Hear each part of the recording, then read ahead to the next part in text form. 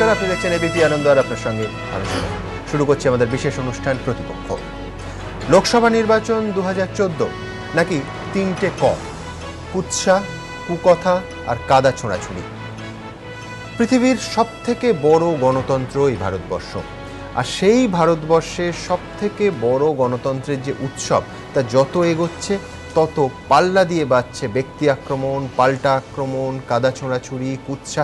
এবং বিশ্বাস করুন, শুধু এই রাজ্যের ক্ষেত্রে নয়, জাতীয় ক্ষেত্রে নরেন্দ্র মোদী এবং রাহুল গান্ধীর দল এবং অন্যান্য জাতীয় দলের মধ্যে এই একই ছবি। এবং প্রতি মুহূর্তে প্রতিদিন আমাদের অজান্তে খুন হচ্ছে, না ভুল শোনেননি, খুনই হচ্ছে, হত্যা করা হচ্ছে রাজনৈতিক সংস্কৃতিকে, তথাকথিত রাজনৈতিক সংস্কৃতিকে। অনেকে এ প্রশ্নও তুলতে পারেন যে সত্যিই আমাদের দেশে, আমাদের এই রাজ্যে রাজনৈতিক সংস্কৃতি কি কোনোদিন ছিল?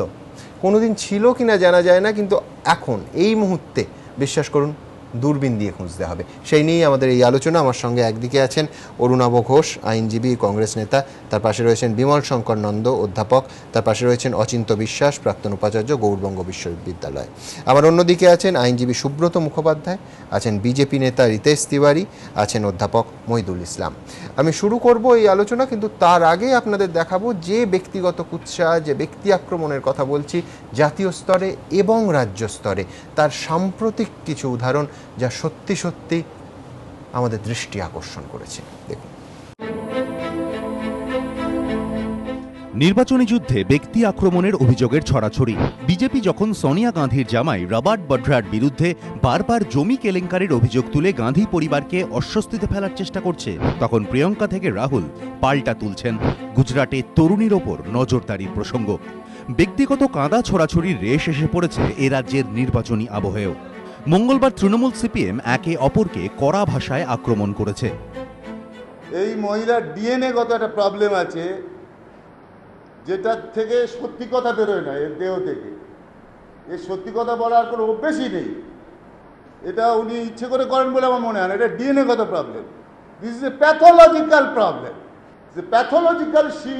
Pathologically she is prone to be a liar. Income tax রিটার্নগুলোকে নিয়ে এসে কথা বলা, এটা ব্যক্তিগত আক্রমণ হয়ে যায়, ব্যক্তিগত কুৎসা হয়ে যায়। যে পাপ গৌতম দেব করেছেন, তাই তাকে পাগল বলার থেকেও তাকে বলা উচিত একটা কলঙ্কিত, একটা জঘন্য ব্যক্তি, তাকে গৌতম দেবকে বলা উচিত। সাম্প্রতিককালে এ ধরনের ব্যক্তিগত আক্রমণের অভিযোগ ঝুড়ি ঝুড়ি উঠেছে। বাদ যাননি খোদ মুখ্যমন্ত্রীও।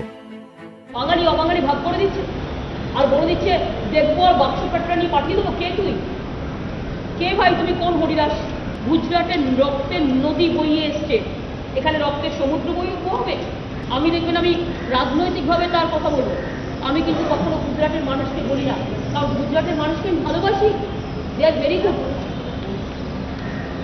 তাদের দুর্ভাগ্য একটা, এরকম শয়তান ডেঞ্জারাস একজন লোক যিনি বসে আছেন, রাজনীতি করেন না। চিদুবাবু ওদের ফাইন্যান্স মিনিস্টার মিটিং করে বলে, যাও ইলেকশন আসছে, তৃণমূল কংগ্রেসকে ধরে নিয়ে এসো। আমরা ধরে নাও, তোমার বউও রেহাই পাবে না, তোমার ছেলেও রেহাই পাবে না। সবচেয়ে বড় যদি কেউ কিছু করে থাকো, তুমি নিজে করেছো। চিদম্বরমকে বলি, ক্ষমতা থাকলে তুই আমার গায়ে টাচ কর, তারপর তোকে কি করতে হয় আমি এটাও জানি। বাংলার মাটি কিন্তু অন্য মাটি। যে ছেলেটি এখানে বিজেপির প্রার্থী হয়েছেন, তার পরিবারটা কি করে চলে এখনো জিজ্ঞেস করবেন তো? কে চালায়? আমি বলতে চাই না এসব। জেনে রাখুন সাধারণ মানুষ, জেনে রাখুন, আমি এর থেকে বেশি আর বলবো না। ইশারাই কাফিয়ায়। তার বউ তাকে সমর্থন করে তো, তিনি প্রার্থী হওয়ার পরে তার বউ আমায় যে চিঠিটা দিয়েছেন, আমি এটা শতাব্দীকার কেষ্টকে দিয়ে দেবো, যে যে এলাকায় গিয়ে কত বড় বড় কথা বলছে দিয়ে দেওয়ার জন্য। দলনেত্রীর মতোই ব্যক্তিগত আক্রমণের অভিযোগ উঠেছে মুকুল রায়ের বিরুদ্ধেও। বুঝতে পারছেন, বড় বড় কথা বলছো, তোমার গায়ে রক্তের ছোপ আর চুরি। বুদ্ধবাবু চুরি খুব স্বপ্ন। সুকান্ত ভট্টাচার্যের ভাই তো, ওই যে কয়লা কেলেঙ্কারি হয়েছে না, ওই কয়লা কেলেঙ্কারি 12টা কোল্ড ব্লক বুদ্ধবাবু নিজের পছন্দ মতো লোককে দিয়ে দিয়েছে। কত টাকা নিয়েছো বুদ্ধবাবু? টাকাটা কোথায়? তোমার মেয়ের এনজিওর নামে না তোমার পার্টির দপ্তরে? জবাব দেবে কে? মুকুল রায়কে আক্রমণ করেছে সিপিএমও। মুকুল রায় দেখছে, ওর পরে তৃণমূল ভবনে প্রেস কনফারেন্স ডেকেছে, আমার জবাব দিতে হবে। ওকে জেলে আমি ঢোকাবই, আজ না হোক কাল, ওর জেলে যেতেই হবে। মুখ্যমন্ত্রীর ছবি বিতর্ক নিয়ে সাংবাদিক বৈঠকে মেজাজ হারিয়ে পাল্টা সাংবাদিককেই ধমক দিতে দেখা গিয়েছে অমিত মিত্রকে।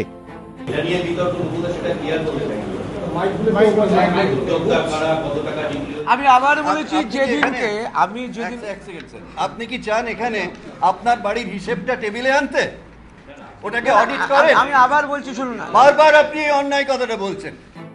শুধু শাসক দলই নয়, ব্যক্তিগত আক্রমণের অভিযোগ উঠেছে বিরোধীদের বিরুদ্ধেও। উনি এখন চান গেলে সব পরিবর্তনের নামে বলে আর কিছু ব্যাপারে রং পাল্টিয়ে দাও, সব রং পাল্টিয়ে দাও, বলে রায়গঞ্জ বিল্ডিং এ থাকা যাবে না, ওই বাড়ি রং ধরেছে লাল রং নাকি সহ্য হয়। আমি তো ঠাট্টা করে শুরু করেছিলাম যে যদি ওনার যদি কখনো বিয়ে হয় সিঁদুর দিবেন কি রঙে, এখনো তো সবুজ সিঁদুর চালু হয়নি। উনি অনেক কিছু বলেন, উনি গাইনোকোলজিস্ট, সেখানে পুরুষের কথা জানেন না কিছু। আমি পুরুষ আর আমি একজন মনোবৈজ্ঞানিক, আমি পাগলের মাথা ঠিক করি। উনি যদি পাগল হন আমার কাছে নিয়ে আসবেন, আমি ঠিক করে যাব। ওরা ডাক্তার, আমি ডক্টরেট, আমি পিএইচডি, সে খবর রাখে না। আমি মাথার ব্যায়াম সারাই। নির্বাচন যত এগোচ্ছে ততই তীব্র হচ্ছে এই বাকযুদ্ধ। এবিপি আনন্দ। গৌতম দেব আজ সাংবাদিক সম্মেলন করলেন এবং সরাসরি অভিযোগ করলেন যে মমতা বন্দ্যোপাধ্যায়ের পরিবারের সদস্যদের সম্পত্তির মোট পরিমাণ 20 কোটি টাকা। পাল্টা ববি হাকিম তিনিও সাংবাদিক সম্মেলন করে বললেন যে তারা নিজেদের চেষ্টায় ব্যবসা করে গেছেন এবং এর সঙ্গে মাননীয় মুখ্যমন্ত্রীকে জড়ানো সম্পূর্ণ ব্যক্তিগত আক্রমণ। কে কি বললেন আপনাদের সামনে। শুধু মুখ্যমন্ত্রীর আঁকা ছবি বিক্রি থেকে প্রাপ্ত অর্থ নিয়েই নয়, এবার সরাসরি মুখ্যমন্ত্রীর পরিবারের সদস্যদের সম্পত্তি নিয়েও প্রশ্ন তুললেন সিপিএম এর রাজ্য সম্পাদক মণ্ডলীর সদস্য গৌতম দেব। মঙ্গলবার এক সাংবাদিক বৈঠকে একের পর এক দলিল তুলে ধরে তিনি দাবি করেন 30 বি হরিশ চ্যাটার্জি স্ট্রিটের বাসিন্দা মমতা বন্দ্যোপাধ্যায়ের পরিবারের সদস্যদের মোট সম্পত্তির পরিমাণ 20 কোটি টাকারও বেশি। এই যে সব দলিল, সবই হচ্ছে দলিল। এই সব দলিলগুলো হচ্ছে একটা বাড়ির লোকেরা কিনেছে, একটা বাড়ির ফ্যামিলি মেম্বার। এবং বুঝতেই পারছেন আমি কতগুলো জোগাড় করেছি, মানে সামান্য কিছু জমি কিনছেন ওই বাড়ির। এটা হচ্ছে 30 বি হরিশ চ্যাটার্জি স্ট্রিট। ওই বাড়ির বৌমা রীনা ব্যানার্জি, স্বামীর নাম সুব্রত ব্যানার্জি। এখানে শ্রীযুক্ত অজিত ব্যানার্জি, ওই একই ঠিকানা।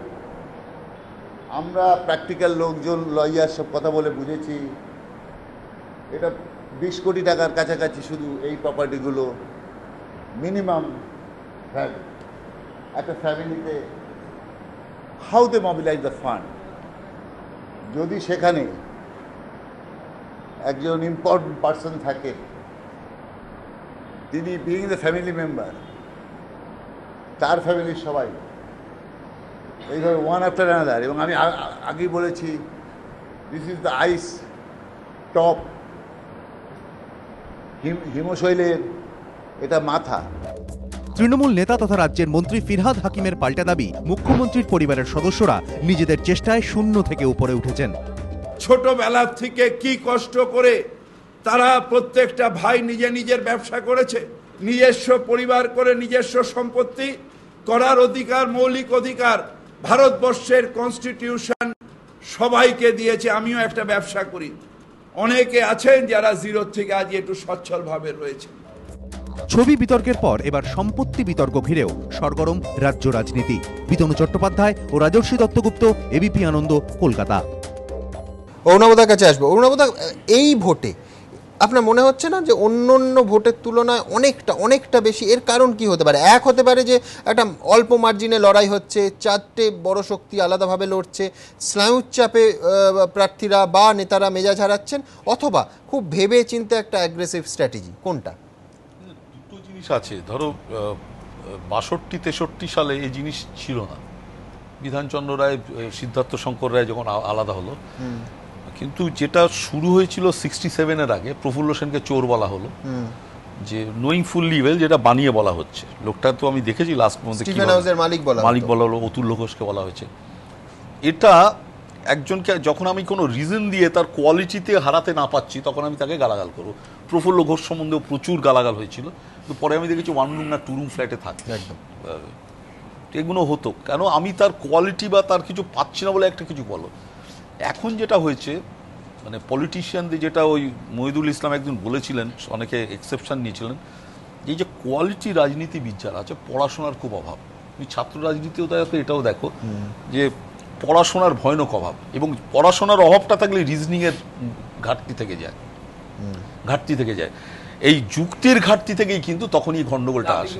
এখনকার রাজনীতিবিদদের পড়াশোনাটা কম, কি শাসক কি বিরোধী দল, আমি জাস্ট পরিষ্কার অ্যাভারেজে কম। তার মানে আপনি বলছেন 67-র আগে যে শাসক গোষ্ঠী যারা থাকতেন বা বিরোধী দল তাদের পড়াশোনা অনেক বেশি। আমি যাদের দেখেছি তাদের চিন্তা আপনি উত্তেজিত হবেন না, আমি বলছি উত্তেজিত হবারই কথা, সেটা বোধহয় বিধানসভার রেকর্ডস দেখলে, নথি দেখলে আমি শ্যামাপ্রসাদ মুখার্জির বক্তৃতার যে মান ছিল সেই মান আর আজকে নেই। শ্যামাপ্রসাদ মুখার্জির আমি বক্তৃতাগুলো দেখেছি, অসাধারণ বক্তৃতা। সিদ্ধার্থ শঙ্কর রায়ের দেখেছি, এইগুলো ছিল। হরেকৃষ্ণ গঙ্গা যাই বলুক, ভারতীয় ছিল এক সময়। আমি তাই বলছি। তো আমি ছবির প্রসঙ্গে আসি, যে মমতা বন্দ্যোপাধ্যায়ের যে ছবি, এটা কি এত বড় নির্বাচনী ইস্যু? এটা একটা সাইড, কিন্তু যখন তুমি ক্ষমতায় যাবে না, but when you become a public figure, সেখানে কিন্তু ধরো আমি মদ খেলাম দোকানে গিয়ে, ইট ডাজন্ট ম্যাটার।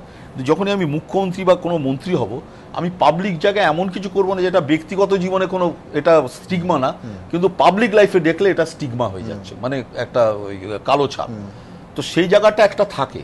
এখন যেটা বারে বারে বলছি যে জওহরলাল নেহরু সম্বন্ধে অনেক মাউন্ট ব্যাটেন নিয়ে হই হয়েছে, করেছে, অনেকে লিখেছে। তারপরে ওই ইন্দিরা গান্ধী সম্বন্ধে, পদ্মজা নাইডু হ্যান ত্যান সম্বন্ধে ওই মাথায় লিখেছিল। তো এইগুলো ওরা যে স্ট্যান্ডার্ডের লোক, যে মানে আইডিয়াস, পড়াশোনা, সেই পড়াশোনাটা এখন একদম কমে গেছে। তুমি এটা দেখো, আমি অন্য সেন্সে বলছি না, এখন একটা ব্যাপার হয়েছে যে একটা লোক যখন রাইজিং ফেজে দেখবে সবাই স্ট্রাগল করে, যে বলছেন উনি দারুণ স্ট্রাগল করেছেন, আজকে দেখুন কি স্ট্রাগল। আরে তুমিও করছো স্ট্রাগল, এই দাঁড়িয়ে আছো, স্ট্রাগল করছো না? সবাই আমরা স্ট্রাগল করছি, আমি উকিল স্ট্রাগল করছি না?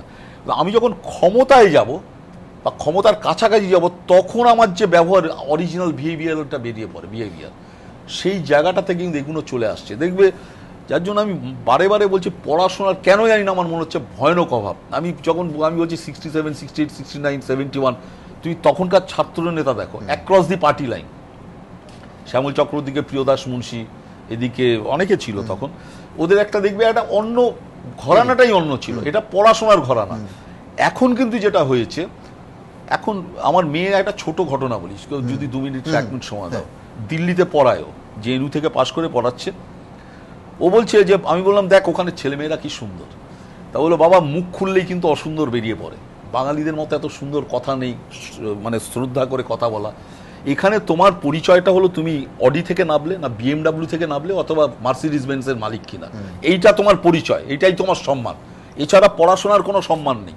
কিন্তু পশ্চিমবঙ্গে দেখেছি যে তুমি ছোটবেলায় একটা লোককে প্রণাম করছো, একটা হাফাতা ফতুয়া পরে আর একটা খেটো ধুতি পরে, সবাই প্রণাম করছে। কি ব্যাপার জানলাম, একটা গরিব স্কুল মাস্টার, তার থেকে তোমরা অ ক খ শিখেছো।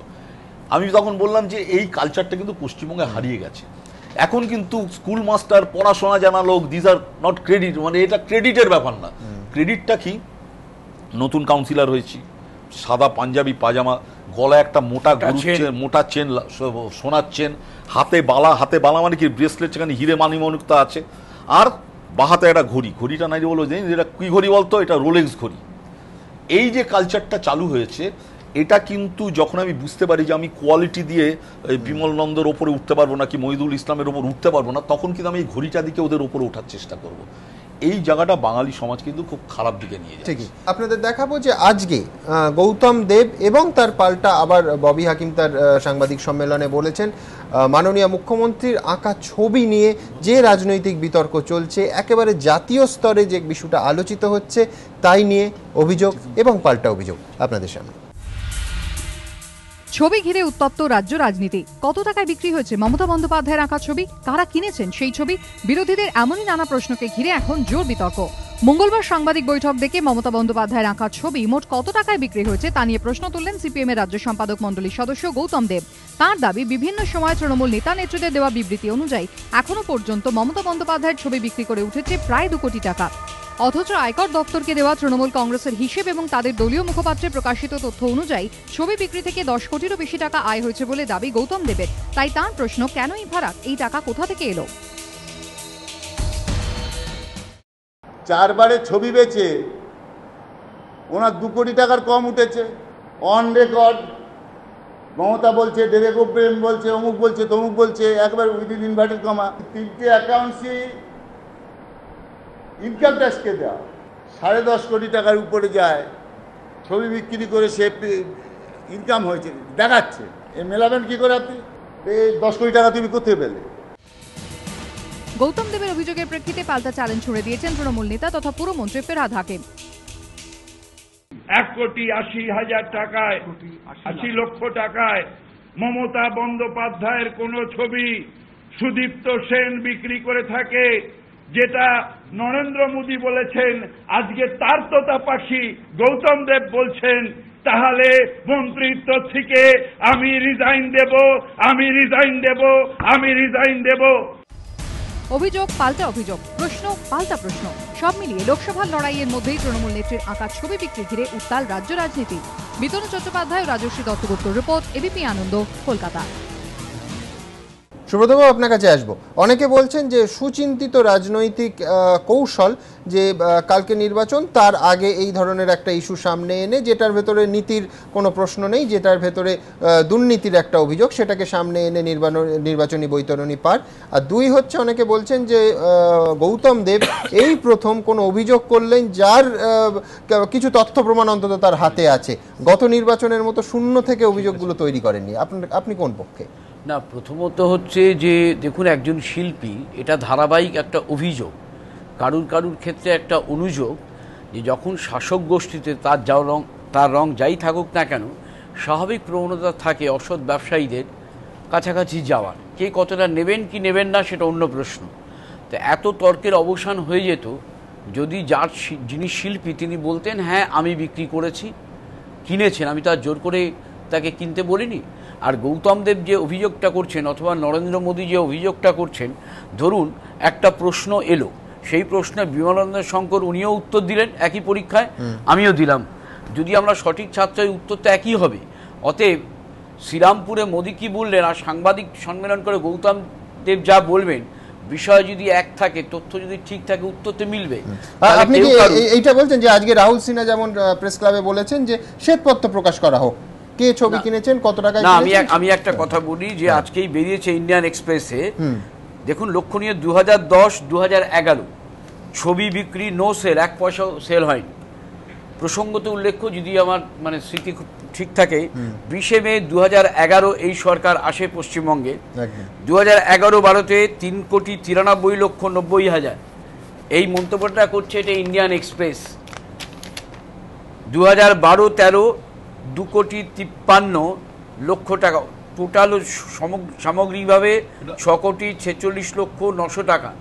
তাহলে ক্ষমতায় আসার পর যদি আমার ছবি যদি বিক্রি হয়, তার আগে 1 টাকাও বিক্রি হয়নি, খুব স্বাভাবিকভাবে, যেটা একটু আগে অরুণাভ ঘোষ বলছিলেন সঠিক, আমি যখন একটা পাবলিক ফিগার হব, তখন কিন্তু আমার চলা ফেরা, কথাবার্তা, হ্যাঁ, প্রত্যেকটা জিনিস কিন্তু মানুষ কিন্তু লক্ষ্য রাখেন। আমরা ঘটনা দুর্ভাগ্যজনক হচ্ছে, কোনো রাজনীতিবিদ মনে করেন মানুষকে বোকা।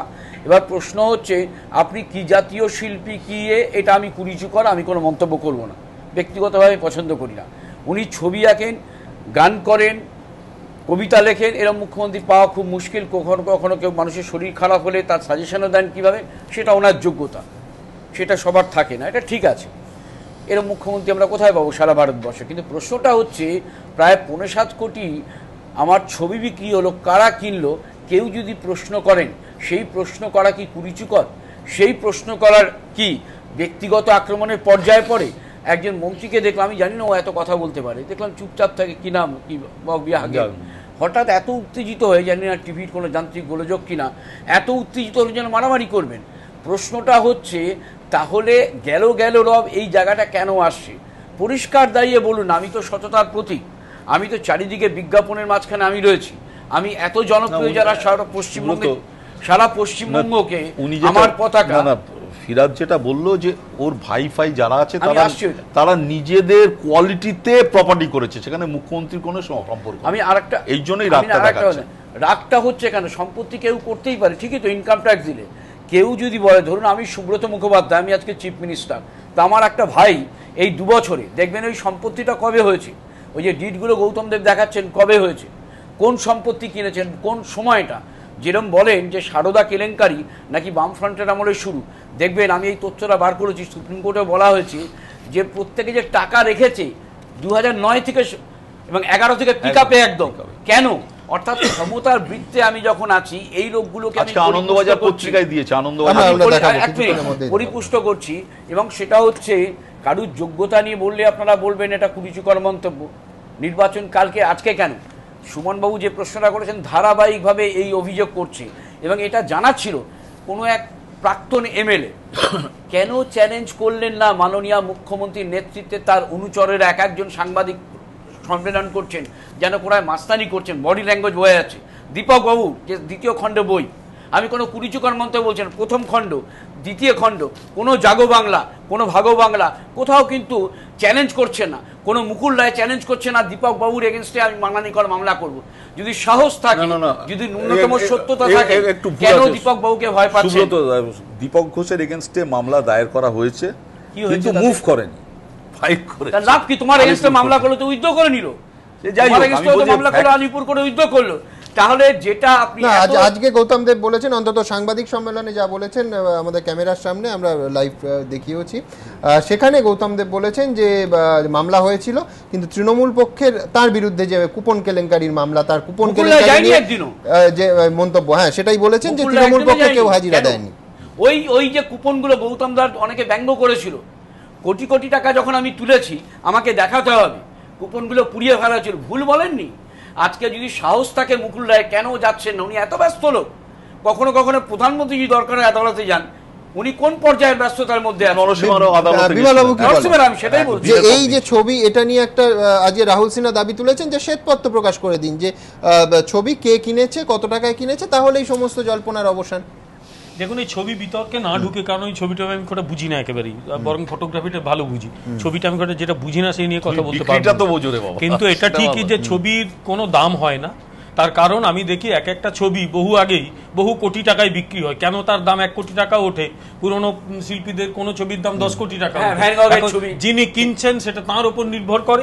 এগুলো দুটো ক্ষেত্রে হতে পারে, যে অনেক সময় রাজনৈতিক একজন, ধরা যাক মমতা ব্যানার্জি একজন রাজনৈতিক ব্যক্তিত্ব, তিনি তার ছবিগুলো নিলামে দিয়েছেন, হতেই পারে কেউ সে কিনেছে, কিনতে গিয়ে সে শাসক দলকে খুশি করতে চেয়েছে, আমি দায়ী নই, আমি সেই টাকাটা তুললাম দিয়ে আমার পার্টি ফান্ডে, এটা স্বাভাবিক প্রবণতা যে আমি একটা বিপুল অঙ্কে কিনলে আমি ক্ষমতার কাছাকাছি থাকা অন্যায় তখনই যদি এই টাকাটা আমি আমার পার্সোনাল ফান্ডে দিই বা এই টাকাটা মানি লন্ডারিং। না, আমার প্রশ্ন ছিল যে একেবারে স্বচ্ছতার সঙ্গে এই আপনি ঠিক যেভাবে কথাটা বললেন সেইভাবেই, যে এই আমার ছবি আমি নিলাম করেছিলাম বা আমি বিক্রির জন্য দিয়েছিলাম, এরা কিনেছে, এই তালিকাটা প্রকাশ করে দিলেই তো সমস্ত। সেই তালিকা নিশ্চয়ই প্রকাশ করা উচিত, আমি মনে করি নিশ্চয়ই সেই তালিকা রয়েছে, প্রয়োজনে প্রকাশ করা উচিত। কিন্তু আমি একটা লাইনে বলি, একটু ব্রড স্পেকট্রামে ভাবুন, 1 মিনিট আমি সময় নিয়ে বলে দিচ্ছি। সেটা হচ্ছে এই যে ঘটনাগুলো ঘটছে না, এটা অদ্ভুত। আমরা রাজনৈতিক সংস্কৃতি, পলিটিক্যাল সায়েন্স ভীষণ চর্চা করি।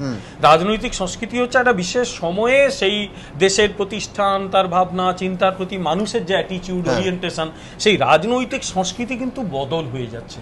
60-এর দশকে বা 50-এর দশকে যে সংস্কৃতি ছিল, এটা এখন এমন একটা ইংলিশে যাকে বলি কাটথ্রোট কম্পিটিশন পলিটিক্সেও এসে গেছে, যে সংস্কৃতিটার বদল ঘটছে। সেটাই আমার প্রথম প্রশ্ন ছিল, যে খুব গুরু আপনি বলেছেন সংস্কৃতি মানে একেবারে অল্প মার্জিনে লড়াই। একদম আপনি কেন্দ্রে দেখুন, কেন্দ্রে নরেন্দ্র মোদী এবং তার বিরুদ্ধে যেভাবে পার্সোনাল অ্যাটাক শুরু করলে, এবার বিজেপিও পাল্টা শুরু করে দিয়েছে। নরেন্দ্র মোদীকে একজন, আপনি ভেবে দেখুন, মণিশঙ্কর আইয়ার একজন আইএফএস, তার কাছ থেকে সংস্কৃতি আশা করি। তার নরেন্দ্র মোদী সম্পর্কে বক্তব্য, আপনাকে প্রধানমন্ত্রী হতে হবে না, এআইসিসি অধিবেশনে চা বেচুন, কত কুৎসিত কথা হতে পারে। একজন চাওয়ালা যদি সে প্রধানমন্ত্রী হতে পারে, তাতে তো অন্যায় কিচ্ছু নেই। ঠিক সেই রকম ভাবেই মমতা ব্যানার্জি কিন্তু সেটাও তার একটা ডাউন এখন যখন তিনি মুখ্যমন্ত্রী হয়েছেন বা তারও আগে সেটা নিয়ে কিন্তু আমাদের বাঙালি মধ্যবিত্তদের মধ্যে অনেকেরই একটু তেড়া বেঁকা কথা আমি শুনেছি, উনি আবার কি মুখ্যমন্ত্রী হবেন, এই অ্যাটিটিউড এটা কিন্তু একটা এলিটিজম আছে। এই এলিটিজম আপনি যেটা বলছেন সেটা যদি থাকতো করে কথা বলছেন না না আমি সেটা আমি বলিনি, আমি ওটা সমর্থন করছি না, কিন্তু আমার বক্তব্য যে প্রত্যেক মানুষ যদি লড়াই করে মাটির কাছাকাছি থেকে সে উপরে উঠে আসে, এতে প্রমাণিত হয় আমাদের রাজনীতি অনেক উচ্চস্তর, যেখানে সোশ্যাল মোবিলিটি আছে, খুব নিচু তলাকার মানুষও উঠতে পারে। নরেন্দ্র মোদীও পেরেছেন, মমতা ব্যানার্জিও পেরেছেন, আমি এটাকে এভাবেই গ্রহণ করতে চাই।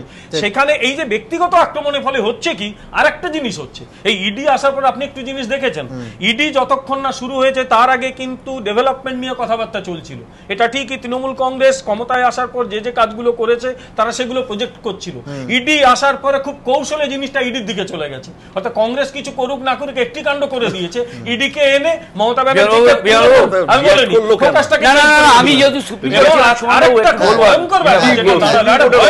যেটা দাঁড়ালো, এই যে সারদা কাণ্ডে পরিষ্কার বোঝাই যাচ্ছে উন্নয়ন নেই, কিছু নেই, উন্নয়ন হয়েছে কিনা কেউ আলোচনা করছে না, সারদার টাকা নেওয়া হয়েছে কি হয়নি।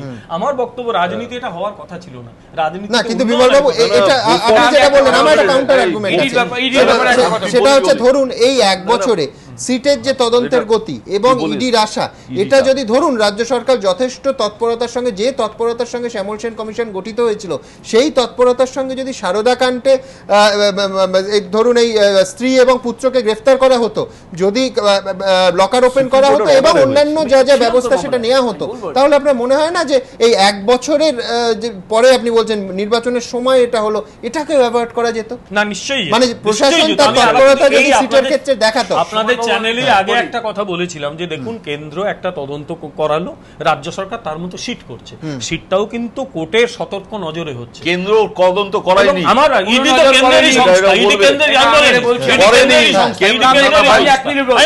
আমি বলি সিট নিয়ে আপনারা যে ইডি কংগ্রেসের কথা বলছো, তো আমি অবশ্যই কংগ্রেস সমর্থক নই, সবাই জানে। এটা প্রশ্ন হচ্ছে যখন ইডির আইনজীবী লিখিতভাবে আবেদন করলেন, কলকাতা হাইকোর্টের ডিভিশন বেঞ্চে লড়াই হলো, রিজেক্ট করে দিল, খুব অন্যায়ভাবে রিজেক্ট করলো। সুপ্রিম কোর্টে যখন ইডিকে বললো, ইডি প্রত্যেকটা হিয়ারিং এ বিবরণ আমি ছিলাম, আমার মামলা ছিল, আমি কাগজও দিয়েছে, তখন বললেন যে ED is free to move independent. না তার আগে বলছে তুই বসেছিলে কেন? তার আগে সেইটা হলো ঠিক নির্বাচনে আমি বলিনি, আমি এক মিনিট বলি। এই সরকারে এত সদর্থক, এই সরকার সিট নিয়ে এত চিন্তিত এবং কলকাতা হাইকোর্ট ডিভিশন বেঞ্চ যারা ডিল করেছেন, একবার মনে হলো না সুদীপ্ত সেনের স্ত্রী আছে? এই সরকারে এত সদর্থক, এই সরকার সিট নিয়ে এত চিন্তিত এবং কলকাতা হাইকোর্ট ডিভিশন বেঞ্চ যারা ডিল করেছেন, একবার মনে হলো না সুদীপ্ত সেনের স্ত্রী আছে? এবং অভিযোগ হচ্ছে ইডি পশ্চিমবঙ্গ সরকারের মমতা ব্যানার্জির নেতৃত্বের সরকার তাকে পুলিশ দিয়ে প্রোটেকশন দিয়েছে। আমি একটা কথা বলি, আমি এক মিনিট শেষ করতে দিই। সেটা হচ্ছে পিয়ালিকে গ্রেপ্তার করা যেত না, পিয়ালি সেনকে, ওনার ছেলেকে গ্রেফতার করা যেত না, কোন যোগ্যতা না, সিট বুঝবে না, না সিটের তদন্ত কিন্তু নজরে হচ্ছে। আমি শুধু আমি বলিনি, আমি এক মিনিট বলি, আমি কোর্টকে সেটা হচ্ছে সুদীপ্ত সেন এমন ভাবে পালিয়েছে বলে কয়ে, কখনো দেখেছেন যে পালিয়ে যায় ওয়েস্ট বেঙ্গলের গাড়ি নিয়ে পালিয়েছে? একটু আমাকে আনইন্টার বলতে দিন, পাসপোর্ট সঙ্গে বিদেশে পালালো না, ক্রেডিট কার্ড ভাঙাচ্ছে, যেটা দিয়ে জানা যায় যে সুদীপ্ত সেন শুনে রাখুন নিজাম প্যালেসে কার সাথে মিটিং করেছে। না এই আলোচনা যে দাঁড়ান কেন বলছি আমার কাছে, কেন একটা শুধু একটা পয়েন্ট এত আতঙ্কিত কেন যে আপনি কংগ্রেসের দেখবেন যে আদালতে পরের পর সপ্তাহে নানা হিয়ারিং এ ইডির আইনজীবী উঠে বলেছেন যে সিট সহযোগিতা করেনি। আমি বলছি এই ইলেকশনের মুখোমুখি সারদা ইস্যু সামনে আসার বিড়ম্বনাটা কিন্তু সহযোগিতা করলে কি এড়ানো যেত না? না শুনুন, বিড়ম্বনা হচ্ছে কিনা আমি জানি না, না আমি বলছি আপনি বলছেন যে এই সময়ে কেন ভোট বাক্স হবে কিনা তাও আমি জানি না, কিন্তু আমার বক্তব্য ফোকাসটা বদলে গেল। যে আলোচনা হওয়া উচিত ছিল উন্নয়ন নিয়ে, সেই আলোচনা পুরো চলে গেল ইডি নিয়ে, সারদা নিয়ে, যার কোনো প্রয়োজনই ছিল না। আমার একটা কেলেঙ্কারি রাজীব গান্ধী 1 নয়া পয়সা নেয়নি, কিন্তু বোফোর্সের জন্য রাজীবকে চলে যেতে হয়। আর অনেক সন্দেহের জায়গা আছে, বহু সন্দেহের জায়গা আছে, আমি শুধু অরুণবদাকে একটু স্মরণ করে দেব, অনেক সন্দেহের জায়গা। 89 এর কথা বলছেন বোফোর্স, আমার অত দূর যাওয়ার দরকার নেই। এই স্টুডিওতে এই চ্যানেলে 2009 বামপন্থী যে নেতারা আসতেন তারা 2009-এর আগে বলতেন যে এটা সিঙ্গুর এবং নন্দীগ্রাম কোনো ইস্যুই নয়, জাতীয় ইস্যুতে ভোট হবে, উন্নয়নের ইস্যুতে ভোট হবে। মানে আমার মনে পড়ে যাচ্ছে, আমি জানি না ইতিহাসে পুনরাবৃত্তি কিনা, সেটা 16ই মার্চ দেখা যাবে, 16ই মে জয় করবেন। আমি আপনাদের দেখাবো যে অভিযোগটা বারবার উঠছে যে সারদা কাণ্ডেও কি কেউ ধামাচাপা দিতে যাচ্ছে, কি বারবার সারফেসে ওঠা থেকে বিরত করা হচ্ছে। এই প্রশ্ন অন্য কেউ নয়, তৃণমূল কংগ্রেসের সাসপেন্ডেড রাজ্যসভার সাংসদ কুণাল ঘোষ আজকে এই প্রশ্ন তুলেছেন এবং আদালত চত্বরে প্রথম যখন কুণালবাবু এটা বলেন সংবাদ মাধ্যমে এবং তা সম্প্রচারিত হতে থাকে, তারপর যখন তাকে কোর্ট থেকে আবার গাড়িতে তোলার সময় হয় তখন বলতে যান, তখন বারবার বাধাপ্রাপ্ত হন। বাধাপ্রাপ্ত হতেই পারেন, কিন্তু পাশাপাশি আমরা রাখবো আরেকটা ছবি। কালকে সুদীপ্ত সেন যখন বলছিলেন যে তিনি কোনো ছবি কেনেননি, কার্যত তৃণমূলের পাশে দাঁড়াচ্ছিলেন তার বক্তব্য দিয়ে, বিশ্বাস করুন ছবিতে আপনারা মিলিয়ে নিতে পারেন পুলিশ বাধা দেওয়ার তো চেষ্টাই করেনি। বারবার ফুটেজ দেখে মনে হচ্ছিল প্রায় একটা সাংবাদিক সম্মেলন হচ্ছে। দুটো ছবির তফাৎটা কিন্তু একটু চোখে লাগছে, দেখুন। ছবি কোনো টাকায় কেনা হয়নি। ছবিটা কি কে কিনলো? কেউ কেনে, আমি জানি না ছবি কি কিনেছে। আর আপনার শ্রীপুর থেকে আপনি কেনেননি ওই ছবি? আপনি কেনেননি? না, আমি কিনি। 10ই এপ্রিল, 11ই এপ্রিল, 12ই এপ্রিল আমি আলিপুর সেন্ট্রাল জেলে ছিলাম। তখন সুদীপ্ত সেনের সঙ্গে আমার দেখা হওয়ার একটা সুযোগ হয়েছিল। তো আমি কিছু বিষয়ে তাকে আমার কৌতূহল প্রকাশ করি। এসব ছবি সংক্রান্ত বিষয়ে আমারও কৌতূহল জানিয়েছিলাম। তিনি আমায় কিছু উত্তর দিয়েছিলেন, তার সঙ্গে আজকে কাগজে যা দেখছি ওনার বয়ান সেটা মিলছে না। কিন্তু উনি আমায় কি বলেছেন সেটা আমি এই মুহূর্তে সংবাদ মাধ্যমে আলোচনা করতে চাই না। তবে যে টাকার অঙ্কটা নিয়ে কথা হচ্ছে সেই অঙ্কটা উনি বলেননি, কিন্তু উনি কি বলেছেন সেটা আমি আলোচনা করছি না। কিন্তু 10, 11, 12ই এপ্রিল আলিপুর সেন্ট্রাল জেলে আমি ছিলাম, সেখানে ওনার সঙ্গে আমার কথা হয়, আমার কৌতূহল আমি প্রকাশ করি। আর তখন যেহেতু এটা ইলেকশন ক্যাম্পেনের মধ্যে চলে এসছে, এইসব ছবি আঁকা ইত্যাদি, তো আমি জিজ্ঞাসা করেছিলাম এটা কি, আপনি কী করেছেন, কী কিনেছেন। উনি আমায় কিন্তু কিছু উত্তর দেন, কিন্তু সেই উত্তরটা আর আজকের উত্তরটা কিন্তু মিলছে না। তো এখন যে অনেক মানে নেতৃত্বদের যে নামগুলো আসছে কুণালদা, সেই ক্ষেত্রে কি বলবেন? আমি তো একটা কথাই বলছি যে যারাই তদন্ত করছেন, পুলিশ, ইডি, যারা সবাই সবার মতো তদন্ত করছেন, দয়া করে একবার সুদীপ্ত সেন আমাকে একবার মুখোমুখি বসান না। এটা কি অসুবিধা? একবার মুখোমুখি বসা থেকে ওদের মদনদাকে কি ডাকা উচিত? অনেক আগে ডাকা উচিত ছিল। গার্ড করে রেখেছেন, যারা দাঁড়িয়ে এজেন্টদের সামনে প্রভোকেশন দিচ্ছে, তারা বলছে ভালো কোম্পানি, ভালো সুদীপ্ত সেন ভালো, তাদেরকে কেন ডাকা হচ্ছে না? আমি তো সেখানে ছিলাম। আমাদের সিএম কি কাউকে গার্ড করছে? সরকার, মুখ্যমন্ত্রী, তারা সবাই আড়াল করছেন তো। তাদের কেন পুলিশ কমিশনার সুরজিৎ কর্পূরকাগজ থেকে ডাকা হবে না? কেন তিনি গেছিলেন সারদার অনুষ্ঠানে? কোন কাণ্ডজ্ঞানে তিনি সুদীপ্ত সেনকে ভালো বলেছেন আর সারদার কাকে আড়াল করছেন? যারা জানেন তাদের সকল, মানে যারা জানেন তাদের সকলের উচিত এগিয়ে আসা। আরেকটা হচ্ছে, আমি কাগজে দেখলাম মুকুল রায় বলেছেন ইন্টারপোল হোক, সিবিআই হোক, কিছু বড় বড় কথা।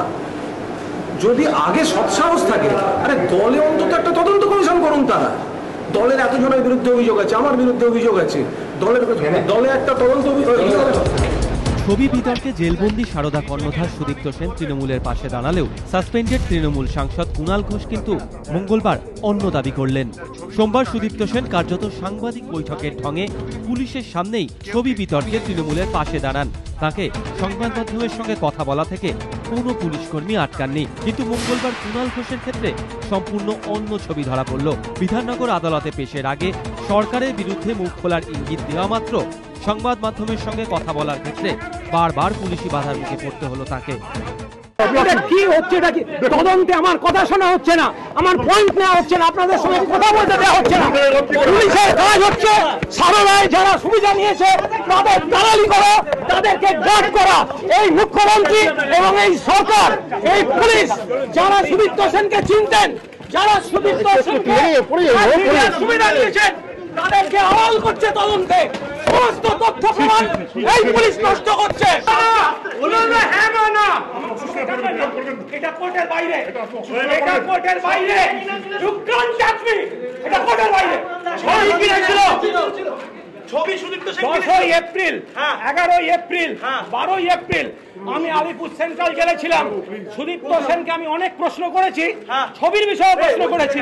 তিনি সেদিনকে যা উত্তর দিয়েছেন আজকে কাগজে যা দেখেছি তার সঙ্গে কোনো মিল নেই।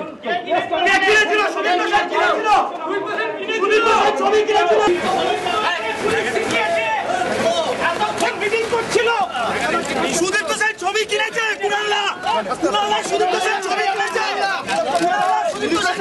সুদীপ্ত সেনের সঙ্গে এতক্ষণ পুলিশ মিটিং করেছে, পুলিশ এতক্ষণ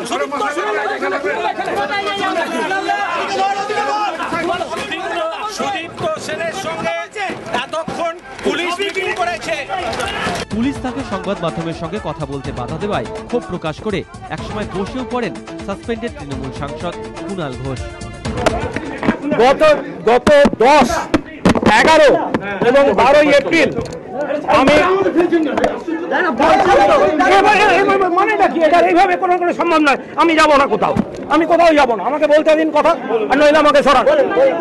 গত 10ই এপ্রিল, 11ই এপ্রিল, 12ই এপ্রিল আমি আলিপুর সেন্ট্রাল জেলে ছিলাম। সেখানে প্রেস ব্রিফিং নয়,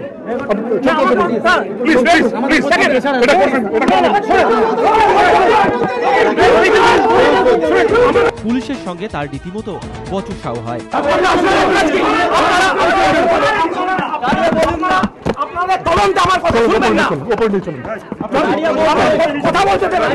সুদীপ্ত সেনের সঙ্গে যাদের সম্পর্ক ছিল, মুখ্যমন্ত্রী, পুলিশ প্রশাসন তাদের আড়াল করার চেষ্টা করছেন বলেও অভিযোগ করেন কুণাল। কি হচ্ছে এটা কি তদন্তে আমার কথা শোনা হচ্ছে না, আমার পয়েন্ট নেওয়া হচ্ছে না, আপনাদের সঙ্গে কথা বলতে দেওয়া হচ্ছে না।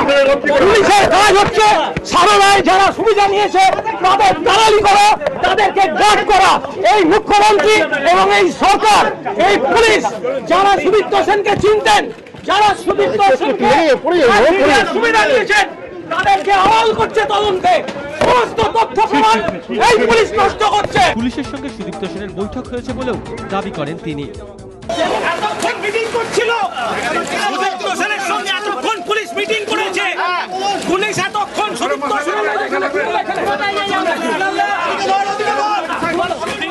সুদীপ্ত সেনের সঙ্গে এতক্ষণ পুলিশ মিটিং করেছে। সব মিলিয়ে সোমবার সুদীপ্ত সেন কার্যত সাংবাদিক বৈঠকের আদলে পুলিশি পাহারায় ধীরে সুস্থে ছবি নিয়ে নিজের বক্তব্য পেশ করে তৃণমূলের পাশে দাঁড়ালেও মঙ্গলবার সারদা কাণ্ড নিয়ে সংবাদ মাধ্যমের সঙ্গে কথা বলতে গিয়ে সেই পুলিশেরই বাধার মুখে পড়লেন কুণাল ঘোষ। আর তা ঘিরেই জল্পনা আরও বাড়ল রাজনৈতিক মহলে। প্রকাশ সিংহ ও রঞ্জিত সাউ, এবিপি আনন্দ। অরুণাবদা, বিমলবাবু বলছিলেন যে ইডি এই সময় রাজনৈতিক উদ্দেশ্যেই এসেছে। না, ইডিকে বললাম তো সুপ্রিম কোর্টে যেদিন হচ্ছে তখন তো ইলেকশনের মধ্যেই তো সুপ্রিম কোর্ট শ্রদ্ধা নিয়ে শুনছে। ইডিকে জিজ্ঞেস করে চুপচাপ বসে আছো কেন? দেয়ার আফটার ইডি অ্যাক্টেড, তার আগে তো ক্যালকাটা হাইকোর্ট দিয়েছে। এটাও না, আরো তীব্র ভাষায় বলেছিলেন আপনারা কি ঘুমোচ্ছেন। আরেকটা যখন হচ্ছিল যেটা মারাত্মক ভুল করেছে, ভুল না ডেলিভারেট মিস্টেক, এই অর্ণব ঘোষ। এক মিনিট তোমার তোর ভালো হবে। ইডির থেকে বেশি সেবিকে ক্রিটিসাইজ করেন, আর ইডিকে বললো আমি কি করবো, আমি তো দরখাস্ত করেছি কলকাতা হাইকোর্ট, এই দেখো রিজেক্ট করেছে। আমি আসছি, যাই হোক আমি আসছি। এখন এখানে সেকশন 45 যে মানি লন্ডারিং অ্যাক্টে এরা সব পারে, মানে ইনভেস্টিগেশন, অ্যাটাচমেন্ট অফ প্রপার্টি। যখনই মানি লন্ডারিং অ্যাক্টে ইডি কাজ করবে, সেখানে 45 ক্যাপিটাল 1A-তে বলা আছে যে not withstand anything in continue the code of civil procedure code, মানে সিভিল প্রসিডিওর কোডটা অকেজো হয়ে গেল, হ্যাঁ, or any other provisions of the no police officer, মানে আমি এখানে অর্ণব ঘোষের কথা বলছি, shall investigate into an offence under this act, তার তদন্ত করার অধিকারই চলে গেল এখানে লোকাল পুলিশের, unless specifically authorised by the central government by a general or special order and subject to such conditions as may be prescribed. এখানে কি হলো, যেই ইডি ওই মহিলাদের ছেলেদের ওই ছেলেটিকে ধরে যখনই সল্টলেকের আদালতে এলো, সল্টলেকের এই ব্যাংক অফিসারও ফাঁসবে, এর সঙ্গে সঙ্গে বললো যে কোর্টের অর্ডার আছে, কোর্টের অর্ডারও আটকাতে পারে না অ্যাজ পার দিস অ্যাক্ট। রাত 8টার সময় বিচারপতি মহিলাটাকে তুলে আনা হলো, তুলে এনে অর্ডার দেওয়া হলো যে ইডি যাতে অন্য লকারগুলো খুলতে না পারে। খুলে কি করলে, এক্সপার্টি অর্ডার, ইডি জানেই না, সেখানে অর্ডার হলো ওটা খুলতে পারবে কে, এসআইটি, এই অর্ণব ঘোষেরা খুলবে। খুলে কি করবে, কেন দখল নিল আমি দখল নিয়েছি কেন, আমি আইনটা বলছি ভাই, আমি ইয়েতে যেতে চাইছি না। যখনই খুললো, খোলার পর 1 ঘন্টার মধ্যে ইডিকে আসতে বললো ওই মহিলাদের, ইডি বললো ভাই আমি তো সার্টিফাইড কপি না পেলে যাবো না, তুমি কে, আমি শেষ কথা। এবং খুলে কি পাওয়া গেছে জানা যায়, কিন্তু দ্য ফ্যাক্ট রিমেন, আমি ওদের police officer, top police officer আমার বাড়িতে এসেছিল, কোথায় ভুলটা করেছি আমি তাদের বললাম দেখুন আপনার এই কাজটা করলেন অতুৎসাহে, কিন্তু আলটিমেটলি এটা কিন্তু will go in the name of Mamata Banerjee, তাকেই দোষারোপ করা হবে। ওরা তখন বলছে যে ওপরওয়ালার ওপর থেকে আদেশ ছিল, আমি বললাম মুখ্যমন্ত্রীর আদেশ, বললো না, তাহলে এইগুলো জানা দরকার, কারণ অতুৎসাহে কিন্তু এটা মমতা ব্যানার্জিরও বদনাম হচ্ছে। এবং আমি অন্য সেন্সে বলছি, আমি presumption she is innocent unless prove to the contrary. কেন আপনি হঠাৎ এই কথাটা বলছেন? আপনি মমতা ব্যানার্জির হয়ে বলছেন? আমি এক্স্যাক্টলি হয়ে বলছি। না কেন আমি বলছি একদিন বাদে আপনার বলে আপনাকে বোধোদয় হচ্ছে নাকি? একটা পুলিশ অফিসারের ঘাড়ে মাথা আছে। আজকের মুখ্যমন্ত্রীর নির্দেশ ছাড়া বাতাস কথা বলে না, নবান্নতে আকাশ ডাকে না, এটা বাস্তব। এই মুখ্যমন্ত্রী নিজের ছায়াকে পর্যন্ত ভয় পান, উনি কাউকে বিশ্বাস করেন না। আমি সুব্রত না শুড নাও অরুণাভ ঘোষ, আপনাকে একটা কথা বলি, হঠাৎ আপনি যে সুরে এই আছি এই নেই এরকম ভেবে তো কথা হয় না। শোনো ভাই, শোনো সুব্রত, আমি পুলিশ অফিসার অর্ণবের ঘাড়ে মাথা আছে। 2008 শোনো কেন দালান, কেন লোকালে দখল নিল? আজকে বলতে হবে শীতকে, কলকাতা হাইকোর্টকে প্রয়োজনে জবাব দিতে হবে যে আজকে শীতের তদন্তের নমুনাটা হচ্ছে গ্রেফতার করলো কাদের, আজকে কেন লোকালে দখল নিল না? আমি তোর মতো বিপ্লবী বিপ্লবী না, আমি কিন্তু খুব রিজনেবল কথা বলার স্থলে আছি এটা বলে দেওয়া হয় না। আমি পরবর্তী প্রসঙ্গে যাব। না 1 মিনিট, না 1 minute, don't say this things. আমি তা বলিনি। আমি মমতা ব্যানার্জি জানেন না, বিকজ আই এম রিজনেবল, আমি আইনের কথা বলছি। আমি আইনে কথা বলো, তুমি বলতে বলতে তো অন্য কথা চলে গেলে। আমি বলছি তো প্রিজাম্পশন কি, যে পুলিশ অফিসার বলছে যে মমতা ব্যানার্জি বলেনি, আমি চোখ কান বুঝে বলে দেবো এই লোকটা চোর আর এই লোকটা কোনো এভিডেন্স ছাড়া? আমি পুলিশ অফিসারকে বলছি আপনি আপনারা খোলার দায়িত্ব দিয়েছিলেন কেন এগেইনস্ট দি ল? তারা তো এসেছে এবং কেন করেছে? বারণ তো করেন। আমি অন্য সেন্সে বলছি না, বারণ করা নিয়ন্ত্রণে স্বরাষ্ট্র দপ্তরের বুদ্ধদেব ভট্টাচার্য যেদিন আমি বলেছিলাম যে নন্দীগ্রামে উনি অর্ডার দেননি, প্রিজাম্পশন ইজ দেননি unless prove to the contrary, সুতরাং আলটিমেটলি দেখা গেল উনি দেননি, সেদিন কিন্তু আমি খুব কন্ডেম করেছি। আইনের আরেকটা কথা বলি, প্রথম কথা অরুণাভদার সঙ্গে যে পুলিশ অফিসারের কথা হয়েছিল ওটা ওনাদের ব্যক্তিগত কথা, পাবলিক স্পিয়ারে না আসাই ভালো। দ্বিতীয়ত, যদি এসআইটি লকার খুলে ভুল করে থাকে ইডি তো কোর্টে যেতে পারে। আমি যতদূর জানি ইডি কোর্টে যায়নি সেই ব্যাপারে। না কিন্তু বিজয় বাবু আপনারা না ইডি তো কোর্টে যেতে পারে, এর বিরুদ্ধে কোর্টে গেছে বলে আমি শুনিনি। এক বছর পর একটা লকার খোলা নিয়ে যে তৎপরতা সিট দেখালো সেটা অত্যন্ত অস্বাভাবিক। সেটা হতেই পারে, না কিভাবে? আমার বক্তব্য অস্বাভাবিক হতে পারে, আমারও মনে হচ্ছে অস্বাভাবিক, কিন্তু ইডি তো তার এগেইনস্টে কোর্টে যাবে। ইডি কিন্তু এখনো পর্যন্ত তার এগেইনস্টে আমি শুনিনি, কিন্তু কোন কাগজে পড়ি যে ইডি তার এগেইনস্টে কোর্টে গেছে। আমার অরুণাভ ঘোষের এখানে যাওয়া আছে, আপনাদের নয়, মনে করবেন না। আমি কোন মিডিয়াতে দেখিনি আমি আপনাদের দেখাবো যে অভিযোগটা বারবার উঠছে যে সারদা কাণ্ডেও কি কেউ ধামাচাপা দিতে যাচ্ছে, কি বারবার সারফেসে ওঠা থেকে বিরত করা হচ্ছে। এই প্রশ্ন অন্য কেউ নয়, তৃণমূল কংগ্রেসের সাসপেন্ডেড রাজ্যসভার সাংসদ কুণাল ঘোষ আজকে এই প্রশ্ন তুলেছেন। এবং আদালত চত্বরে প্রথম যখন কুণালবাবু এটা বলেন সংবাদ মাধ্যমে এবং তা সম্প্রচারিত হতে থাকে, তারপর যখন তাকে কোর্ট থেকে আবার গাড়িতে তোলার সময় হয় তখন বলতে যান, তখন বারবার বাধাপ্রাপ্ত হন। বাধাপ্রাপ্ত হতেই পারেন, কিন্তু পাশাপাশি আমরা রাখবো আরেকটা ছবি। কালকে সুদীপ্ত সেন যখন বলছিলেন যে তিনি কোনো ছবি কেনেননি, কার্যত তৃণমূলের পাশে দাঁড়াচ্ছিলেন তার বক্তব্য দিয়ে, বিশ্বাস করুন ছবিতে আপনারা মিলিয়ে নিতে পারেন পুলিশ বাধা দেওয়ার তো চেষ্টাই করেনি। বারবার ফুটেজ দেখে মনে হচ্ছিল প্রায় একটা সাংবাদিক সম্মেলন হচ্ছে। দুটো ছবির তফাৎটা কিন্তু একটু চোখে লাগছে। দেখুন ছবি কোনো টাকায় কেনা হয়নি। ছবিটা কি কে কিনলো? কেউ আমি জানি না ছবি কি কিনেছে। আর আপনার শ্রীপুর থেকে আপনি কেনেননি ওই ছবি? আপনি কেনেননি? না আমি কিনি। 10 এপ্রিল, 11 এপ্রিল, 12 এপ্রিল আমি আলিপুর সেন্ট্রাল জেলে ছিলাম। তখন সুদীপ্ত সেনের সঙ্গে আমার দেখা হওয়ার একটা সুযোগ হয়েছিল। তো আমি কিছু বিষয়ে তাকে আমার কৌতূহল প্রকাশ করি, এইসব ছবি সংক্রান্ত বিষয়ে আমারও কৌতূহল জানিয়েছিলাম। তিনি আমায় কিছু উত্তর দিয়েছিলেন, তার সঙ্গে আজকে কাগজে যা দেখছি ওনার বয়ান সেটা মিলছে না। কিন্তু উনি আমায় কি বলেছেন সেটা আমি এই মুহূর্তে সংবাদ মাধ্যমে আলোচনা করতে চাই না। তবে যে টাকার অঙ্কটা নিয়ে কথা হচ্ছে সেই অঙ্কটা উনি বলেননি। কিন্তু উনি কি বলেছেন সেটা আমি আলোচনা করছি না। কিন্তু 10, 11, 12 এপ্রিল আলিপুর সেন্ট্রাল জেলে আমি ছিলাম, সেখানে ওনার সঙ্গে আমার কথা হয়, আমার কৌতূহল আমি প্রকাশ করি। আর তখন যেহেতু এটা ইলেকশন ক্যাম্পেনের মধ্যে চলে এসছে, এইসব ছবি আঁকা ইত্যাদি, তো আমি জিজ্ঞাসা করেছিলাম এটা কি, আপনি কী করেছেন, কী কিনেছেন। উনি আমায় কিন্তু কিছু উত্তর দেন, কিন্তু সেই উত্তরটা আর আজকের উত্তরটা কিন্তু মিলছে না। তো এখন যে অনেক মানে নেতৃত্বদের যে নামগুলো আসছে কুণালদা, সেই ক্ষেত্রে কি বলবেন? আমি তো একটা কথাই বলছি যে যারাই তদন্ত করছেন, পুলিশ, ইডি, যারা সবাই সবার মতো তদন্ত করছেন, দয়া করে একবার সুদীপ্ত সেনার আমাকে একবার মুখোমুখি বসান না। এটা কি অসুবিধা? একবার মুখোমুখি বসাতে কি ওদের অসুবিধা হচ্ছে না? মদনদাকে কি ডাকা উচিত? অনেক আগে ডাকা উচিত ছিল। গার্ড করে রেখেছে, যারা দাঁড়িয়ে এজেন্টদের সামনে প্রভোকেশন দিচ্ছে, তারা বলছে ভালো, কোম্পানি ভালো, সুদীপ্ত সেন ভালো, তাদেরকে কেন ডাকা হচ্ছে না? আমি তো সেখানে ছিলাম। আমাদের সিএম কি কাউকে গার্ড করছে? সরকার, মুখ্যমন্ত্রী, তারা সবাই আড়াল করছেন তো। তাদের কেন পুলিশ কমিশনার সুরজিৎ কর্পূরকারজ থেকে ডাকা হবে না? কেন তিনি গেছিলেন সারদার অনুষ্ঠানে?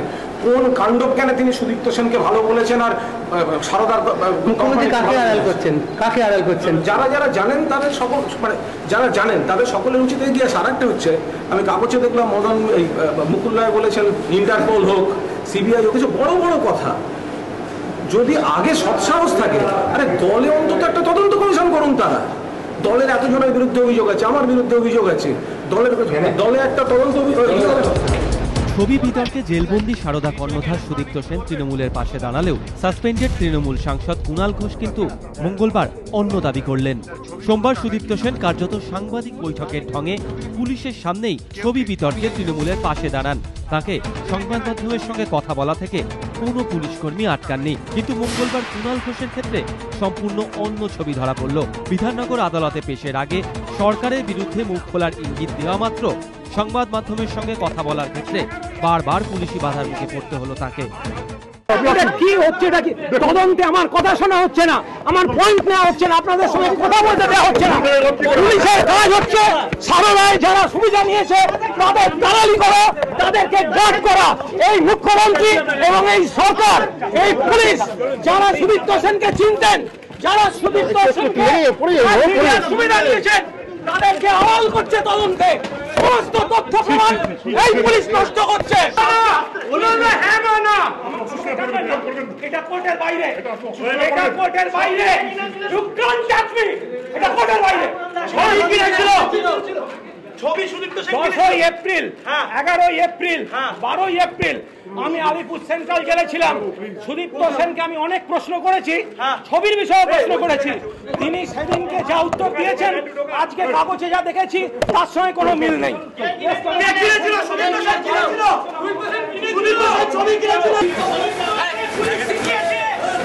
এতক্ষণ মিটিং করছিল, সুদীপ্ত সেন ছবি কিনেছে, কুণালদা সুদীপ্ত সেন ছবি কিনেছে,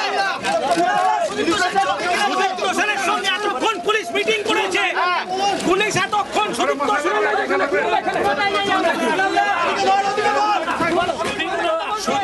সেনের সঙ্গে এতক্ষণ পুলিশ মিটিং করেছে।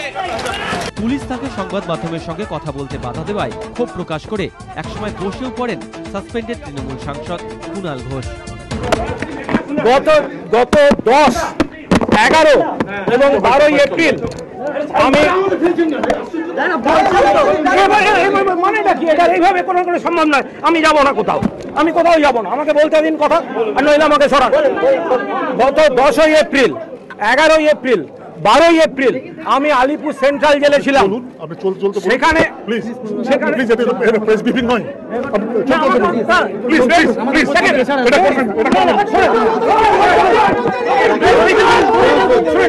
পুলিশের সঙ্গে তার রীতিমতো বচসাও হয়।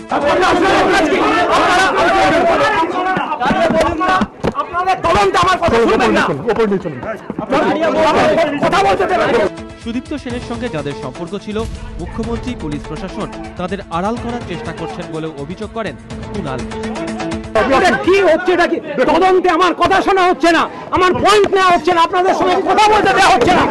পুলিশের কাজ হচ্ছে সারদায় যারা সুবিধা নিয়েছে তাদের দালালি করা, তাদেরকে গার্ড করা। এই মুখ্যমন্ত্রী এবং এই সরকার, এই পুলিশ যারা সুদীপ্ত সেনকে চিনতেন, যারা সুদীপ্ত সেনকে সুবিধা নিয়েছেন, তাদেরকে আড়াল করছে তদন্তে। সমস্ত তথ্য প্রমাণ এই পুলিশ নষ্ট করছে। পুলিশের সঙ্গে সুদীপ্ত সেনের বৈঠক হয়েছে বলেও দাবি করেন তিনি। এতক্ষণ মিটিং করছিল, সুদীপ্ত সেনের সঙ্গে এতক্ষণ পুলিশ মিটিং করেছে। পুলিশ এতক্ষণ সুদীপ্ত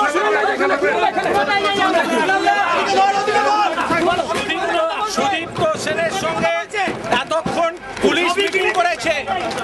সব মিলিয়ে সোমবার সুদীপ্ত সেন কার্যত সাংবাদিক বৈঠকের আদলে পুলিশি পাহারায় ধীরে সুস্থে ছবি নিয়ে নিজের বক্তব্য পেশ করে তৃণমূলের পাশে দাঁড়ালেও মঙ্গলবার সারদা কাণ্ড নিয়ে সংবাদ মাধ্যমের সঙ্গে কথা বলতে গিয়ে সেই পুলিশেরই বাধার মুখে পড়লেন কুণাল ঘোষ। আর তা ঘিরেই জল্পনা আরও বাড়ল রাজনৈতিক মহলে। প্রকাশ সিংহ ও রঞ্জিত সাউ, এবিপি আনন্দ। অরুণাবদা, বিমলবাবু বলছিলেন যে ইডি এই সময় রাজনৈতিক উদ্দেশ্যেই এসেছে। না, ইডিকে বললাম তো সুপ্রিম কোর্টে যেদিন হচ্ছে তখন তো ইলেকশনের মধ্যেই তো সুপ্রিম কোর্ট সারদা নিয়ে শুনছে। ইডিকে জিজ্ঞেস করে চুপচাপ বসে আছো কেন? দেয়ার আফটার ইডি অ্যাক্টেড, তার আগে তো ক্যালকাটা হাইকোর্ট দিয়েছে। এটাও না, আরো তীব্র ভাষায় বলেছিলেন আপনারা কি ঘুমোচ্ছেন।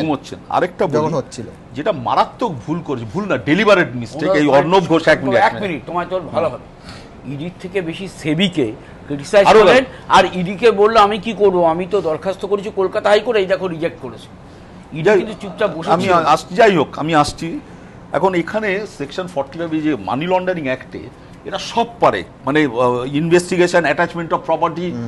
যখনই মানি লন্ডারিং অ্যাক্টে ইডি কাজ করবে, সেখানে 45 ক্যাপিটাল 1A-তে বলা আছে যে not withstand anything in continue the code of civil procedure code, মানে সিভিল প্রসিডিওর কোডটা অকেজো হয়ে গেল, হ্যাঁ, or any other provisions of the no police officer, মানে আমি এখানে অর্ণব ঘোষের কথা বলছি, shall investigate into an offence under this act, তার তদন্ত করার অধিকারই চলে গেল এখানে লোকাল পুলিশের, unless specifically authorised by the central government by a general or special order and subject to such conditions as may be prescribed. এখানে কি হলো, যেই ইডি ওই মহিলাদের ছেলেদের ওই ছেলেটিকে ধরে যখনই সল্টলেকের আদালতে এলো, সল্টলেকের এই ব্যাংক অফিসারও ফাঁসবে, এর সঙ্গে সঙ্গে বললো যে কোর্টের অর্ডার আছে, কোর্টের অর্ডারও আটকাতে পারে না অ্যাজ পার দিস অ্যাক্ট। রাত 8টার সময় বিচারপতি মহিলাটাকে তুলে আনা হলো, তুলে এনে অর্ডার দেওয়া হলো যে ইডি যাতে অন্য লকারগুলো খুলতে না পারে। খুলে কি করলে, এক্সপার্টি অর্ডার, ইডি জানেই না, সেখানে অর্ডার হলো ওটা খুলতে পারবে কে, এসআইটি, এই অর্ণব ঘোষেরা খুলবে। খুলে কি করবে, কেন দখল নিল আমি দখল নিয়েছি কেন, আমি আইনটা বলছি ভাই, আমি ইয়েতে যেতে চাইছি না। যখনই খোলার পর 1 ঘন্টার মধ্যে ইডিকে আসতে বললো ওই মহিলাদের। ইডি বললো ভাই আমি তো সার্টিফাইড কপি না পেলে যাবো না, তুমি কে, আমি শেষ কথা। এবং খুলে কি পাওয়া গেছে জানা যায়, কিন্তু দ্য ফ্যাক্ট রিমেন, আমি ওদের police officer, top police officer আমার বাড়িতে এসেছিল, কোথায় ভুলটা করেছি আমি তাদের বললাম দেখুন আপনার এই কাজটা করলেন অতুৎসাহে, কিন্তু আলটিমেটলি এটা কিন্তু will go in the name of Mamata Banerjee, তাকেই দোষারোপ করা হবে। ওরা তখন বলছে যে ওপরওয়ালার ওপর থেকে আদেশ ছিল। আমি বললাম মুখ্যমন্ত্রীর আদেশ, বললো না, তাহলে এইগুলো জানা দরকার, কারণ অতুৎসাহে কিন্তু এটা মমতা ব্যানার্জিরও বদনাম হচ্ছে। এবং আমি অন্য সেন্সে বলছি, আমি presumption she is innocent unless prove to the control. কেন আপনি হঠাৎ এই কথাটা বলছেন? আপনি মমতা ব্যানার্জির হয়ে বলছেন? আমি এক্স্যাক্টলি হয়ে বলছি। না কেন আমি বলছি একদিন বাদে আপনার বলে আপনাকে বোধোদয় হচ্ছে নাকি? একটা পুলিশ অফিসারের ঘাড়ে মাথা আছে। আজকের মুখ্যমন্ত্রীর নির্দেশ ছাড়া বাতাস কথা বলে না, নবান্নতে আকাশ ডাকে না, এটা বাস্তব। এই মুখ্যমন্ত্রী নিজের ছায়াকে পর্যন্ত ভয় পান, উনি কাউকে বিশ্বাস করেন না। আমি সুব্রত না অরুণাভ ঘোষ, আপনাকে একটা কথা বলি, হঠাৎ আপনি যে সুরে এই আছি এই নেই এরকম ভেবে তো কথা হয় না। শোনো ভাই, শোনো সুব্রত, আমি পুলিশ অফিসার অর্ণবের ঘাড়ে মাথা আছে। 2008 শোনো কেন দাঁড়ান, কেন লোকারে দখল নিল? আজকে বলতে হবে শীতকে কলকাতা হাইকোর্টকে প্রয়োজনে জবাব দিতে হবে যে আজকে শীতের তদন্তের নমুনাটা হচ্ছে গ্রেফতার করলো কাদের, আজকে কেন লকারে দখল নিল না? আমি তোর মতো বিপ্লবী বিপ্লবী না, আমি কিন্তু খুব রিজনেবল কথা বলার স্থলে আছি এটা বলে দেওয়া হয় না। আমি পরবর্তী প্রসঙ্গে যাব। না 1 মিনিট, না 1 minute, don't say this things. আমি তা বলিনি। আমি মমতা ব্যানার্জি জানেন না, বিকজ আই এম রিজনেবল, আমি আইনের কথা বলছি।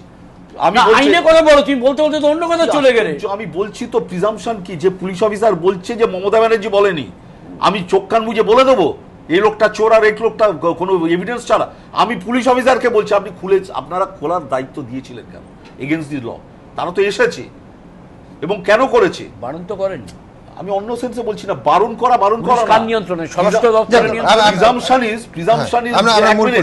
বুদ্ধদেব ভট্টাচার্য যেদিন আমি বলেছিলাম যে নন্দীগ্রামে উনি অর্ডার দেননি, প্রিজাম্পশন ইজ দেননি unless prove to the contrary. সুতরাং আলটিমেটলি দেখা গেল উনি দেননি সেদিন কিন্তু আমি খুব কন্ডেম করেছি। আইনের আরেকটা কথা বলি, প্রথম কথা অরুণাভদার সঙ্গে যে পুলিশ অফিসারের কথা হয়েছিল ওটা ওনাদের ব্যক্তিগত কথা, পাবলিক স্পিয়ারে না আসাই ভালো। দ্বিতীয়ত, যদি এসআইটি লকার খুলে ভুল করে থাকে ইডি তো কোর্টে যেতে পারে। আমি যতদূর জানি ইডি কোর্টে যায়নি সেই ব্যাপারে। না কিন্তু বিমল বাবু আপনারা না ইডি তো কোর্টে যেতে পারে, এর বিরুদ্ধে কোর্টে গেছে বলে আমি শুনিনি। এক বছর পর একটা লকার খোলা নিয়ে যে তৎপরতা সিট দেখালো সেটা অত্যন্ত অস্বাভাবিক। সেটা হতেই পারে, না কিভাবে? আমার বক্তব্য আমার বক্তব্য অস্বাভাবিক হতে পারে, আমারও মনে হচ্ছে অস্বাভাবিক, কিন্তু ইডি তো তার এগেইনস্টে কোর্টে যাবে। ইডি কিন্তু এখনো পর্যন্ত তার এগেইনস্টে আমি শুনিনি, কিন্তু কোন কাগজে পড়ি যে ইডি তার এগেইনস্টে কোর্টে গেছে। আমার অরুণাভ ঘোষের এখানে যাওয়া আপনাদের নয়, মনে করবেন না। আমি কোন মিডিয়াতে দেখিনি ইডি গেছে। আমি হিতেশ বাবুর কাছে আসবো, কিন্তু তার আগে আপনাদের দেখাবো যে চন্দন মিত্র পায়োনিয়ারের সম্পাদক এবং দুবারের রাজ্যসভার সাংসদ, তিনি হুগলি থেকে বিজেপি প্রার্থী হয়েছেন। তার বিরুদ্ধে টাকা বিলি করার অভিযোগ একেবারে পরিষ্কার সাংবাদিক সম্মেলন করে বিজেপির পক্ষ থেকে জানিয়ে দেওয়া হয়েছে যে পুরোটা পরিকল্পনা করে চন্দনবাবুকে হেনস্থা করার চেষ্টা। কি ঘটনা আপনাদের সামনে।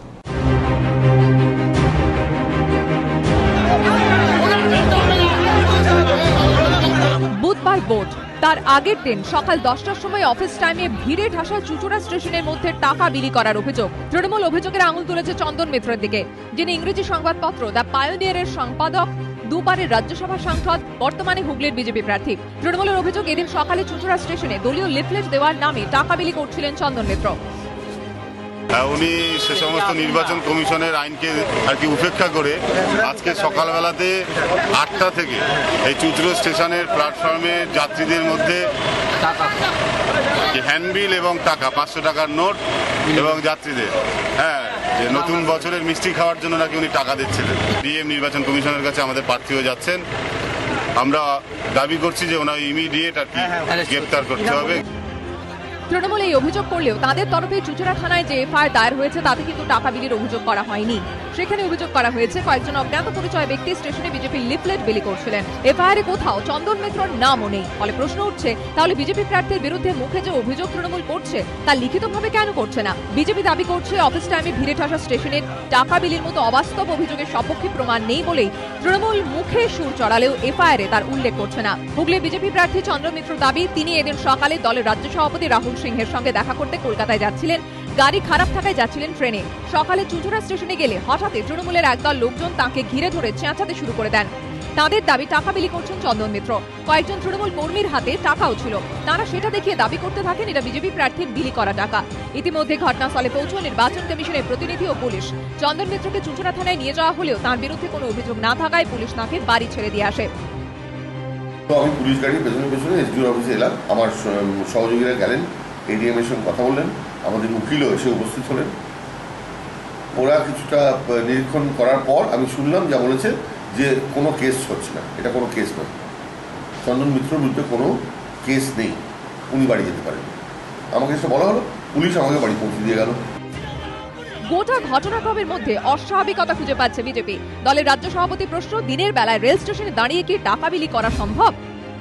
আজকে হুগলিতে আমাদের চন্দন মিত্র, তিনি যখন ট্রেনে কলকাতা আসছিলেন আমি তাকে দেখেছিলাম, তাকে স্টেশনে হঠাৎ তৃণমূলের লোকেরা ঘেরাও করে চিৎকার শুরু করে দিল যে সে নাকি টাকা বিতরণ করছে। এটা বিশ্বাসযোগ্য যে প্রকাশ্য স্টেশনে টাকা বিতরণ করছে? রাহুল সিংহের আরো দাবি, চন্দন মিত্র টাকা বিলি করে থাকলে তাতে তো তার হাতের ছাপ থাকবে, তাহলে ফিঙ্গারপ্রিন্ট পরীক্ষা করা হোক।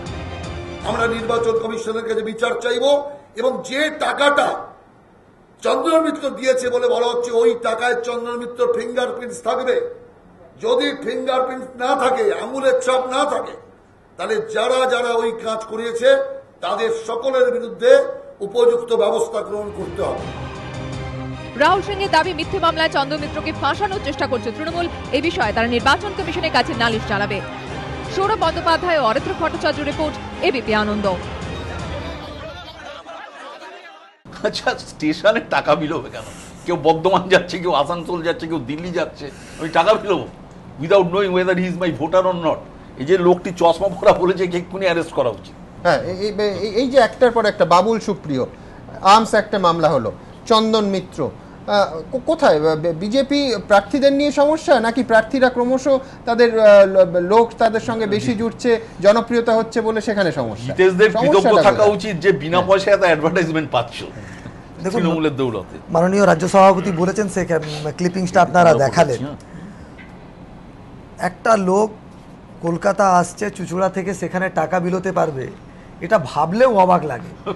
পশ্চিমবঙ্গের যে পলিটিক্যাল সংস্কৃতি, তাতে টাকা বিলিয়ে ভোট হতে পারে, তাও আবার রেল স্টেশনে। মানে 22 বছর ধরে আমিও রাজনীতি করছি, মানে 12-13 বার বুথে বসার অভিজ্ঞতা আছে, আমি আজও এই ধরনের অভিযোগ শুনিও নি। বিষয়টা হচ্ছে, প্রথম দিন থেকে যদি আপনারা দেখেন, যে সমস্ত কেন্দ্রে তাদের একবারের জন্য তৃণমূল কংগ্রেসের এটা মনে হয়েছে যে এখানে বিজেপি ভিজিবিলিটিটা বাড়াতে পেরেছে, ঠিকঠাকভাবে প্রচারটা চলছে, সেখান থেকে প্রথম দিন থেকেই তারা এই ধরনের ডিস্টার্বিং শুরু করেছে। আপনি যেটা বললেন বাবুল সুপ্রিয় প্রথম দিন যেদিন আসানসোলে যান, একটি বেসরকারি হোটেলে ওঠেন, বেসরকারি হোটেল মালিককে স্থানীয় থানার আইসি ডেকে বলছে, আপনি তাকে ঘর দিলেন কেন? তো হোটেল কর্তৃপক্ষ বলেছে, আমি তো ব্যবসা করার জন্য হোটেল খুলেছি, ঘর খালি আছে, উনি এসছেন, আমি দিয়েছি, ওকে বলুন 2 ঘন্টার মধ্যে আপনার হোটেল ছেড়ে গিয়ে অন্য জায়গায় উঠতে। এ অধিকার কি থানার আইসির? এই কাজ সেই হোটেলে আবার মমতা ব্যানার্জি উঠেছিলেন কদিন পরে। এ কাজ কি থানার কাজ? পুলিশ, মানে জানি না পুলিশ অতি সক্রিয়তায় এগুলো করছে, না ডেলিভারেটলি তৃণমূল কংগ্রেসের নেতাদের চাপে পড়ে করছে, কাকে খুশি করার জন্য এই কাজ করছে লাগাতার। তারপরে তার উপরে মদ খাবার অভিযোগ আনা হলো, পরবর্তীকালে এডিএম বললেন এই অভিযোগ ভিত্তিহীন। না, মদ খেলে কি এসে গেল? না, বললেন না, মদ খেয়ে মন্দিরে গেছে,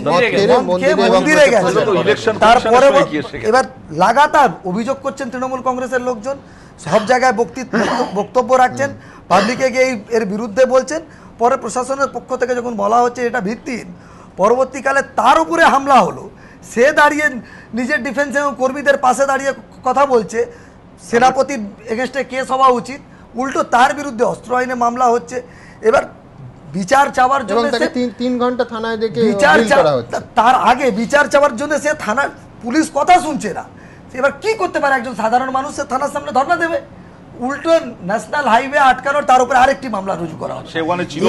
এই যদি প্রবণতা থাকে, তাহলে মানুষ কোন পথে যাবে? বাবুল ছিল না যে একটু আগে, মানে গতকাল, আমি অন্য প্রসঙ্গে যাই, গতকাল থেকে রাজ্যের রাজনীতিতে যে ধরনের ভাষা আমরা শুনছি, যেটা দিয়ে আপনি অনুষ্ঠানটাও শুরু করেছিলেন, নরেন্দ্র মোদীর বক্তব্যর যদি ক্লিপিংস আপনারা মানে অন্তত 200-300 বার আপনারা দেখিয়েছেন, কোনো জায়গায় নরেন্দ্র মোদী একথা বলেননি যে মমতা ব্যানার্জির পিকচার সুদীপ্ত সেন কিনেছেন। তিনি বারবার বলছেন, উনি দীর্ঘদিন ধরে ছবি আঁকতেন, তিনি তার ছবি 2 লক্ষ, 4 লক্ষ, 8 লক্ষ টাকায় বিক্রি হয়েছে।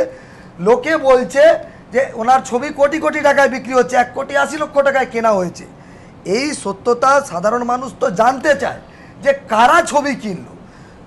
একদিন আগে বলা হলো, রাত্রিবেলা টুইট করলেন তাদের দলের একজন সাংসদ, তিনি বললেন যে গুড কজের জন্য আমরা টাকা দিই, ইলেকশন রিফর্মের দরকার আছে, না হলে টাকা নিতে হবে টাকা। ডেরেক ওব্রায়েনের টুইটে রয়েছে, টাকা আমাদের নিতে হবে গুড কজের জন্য।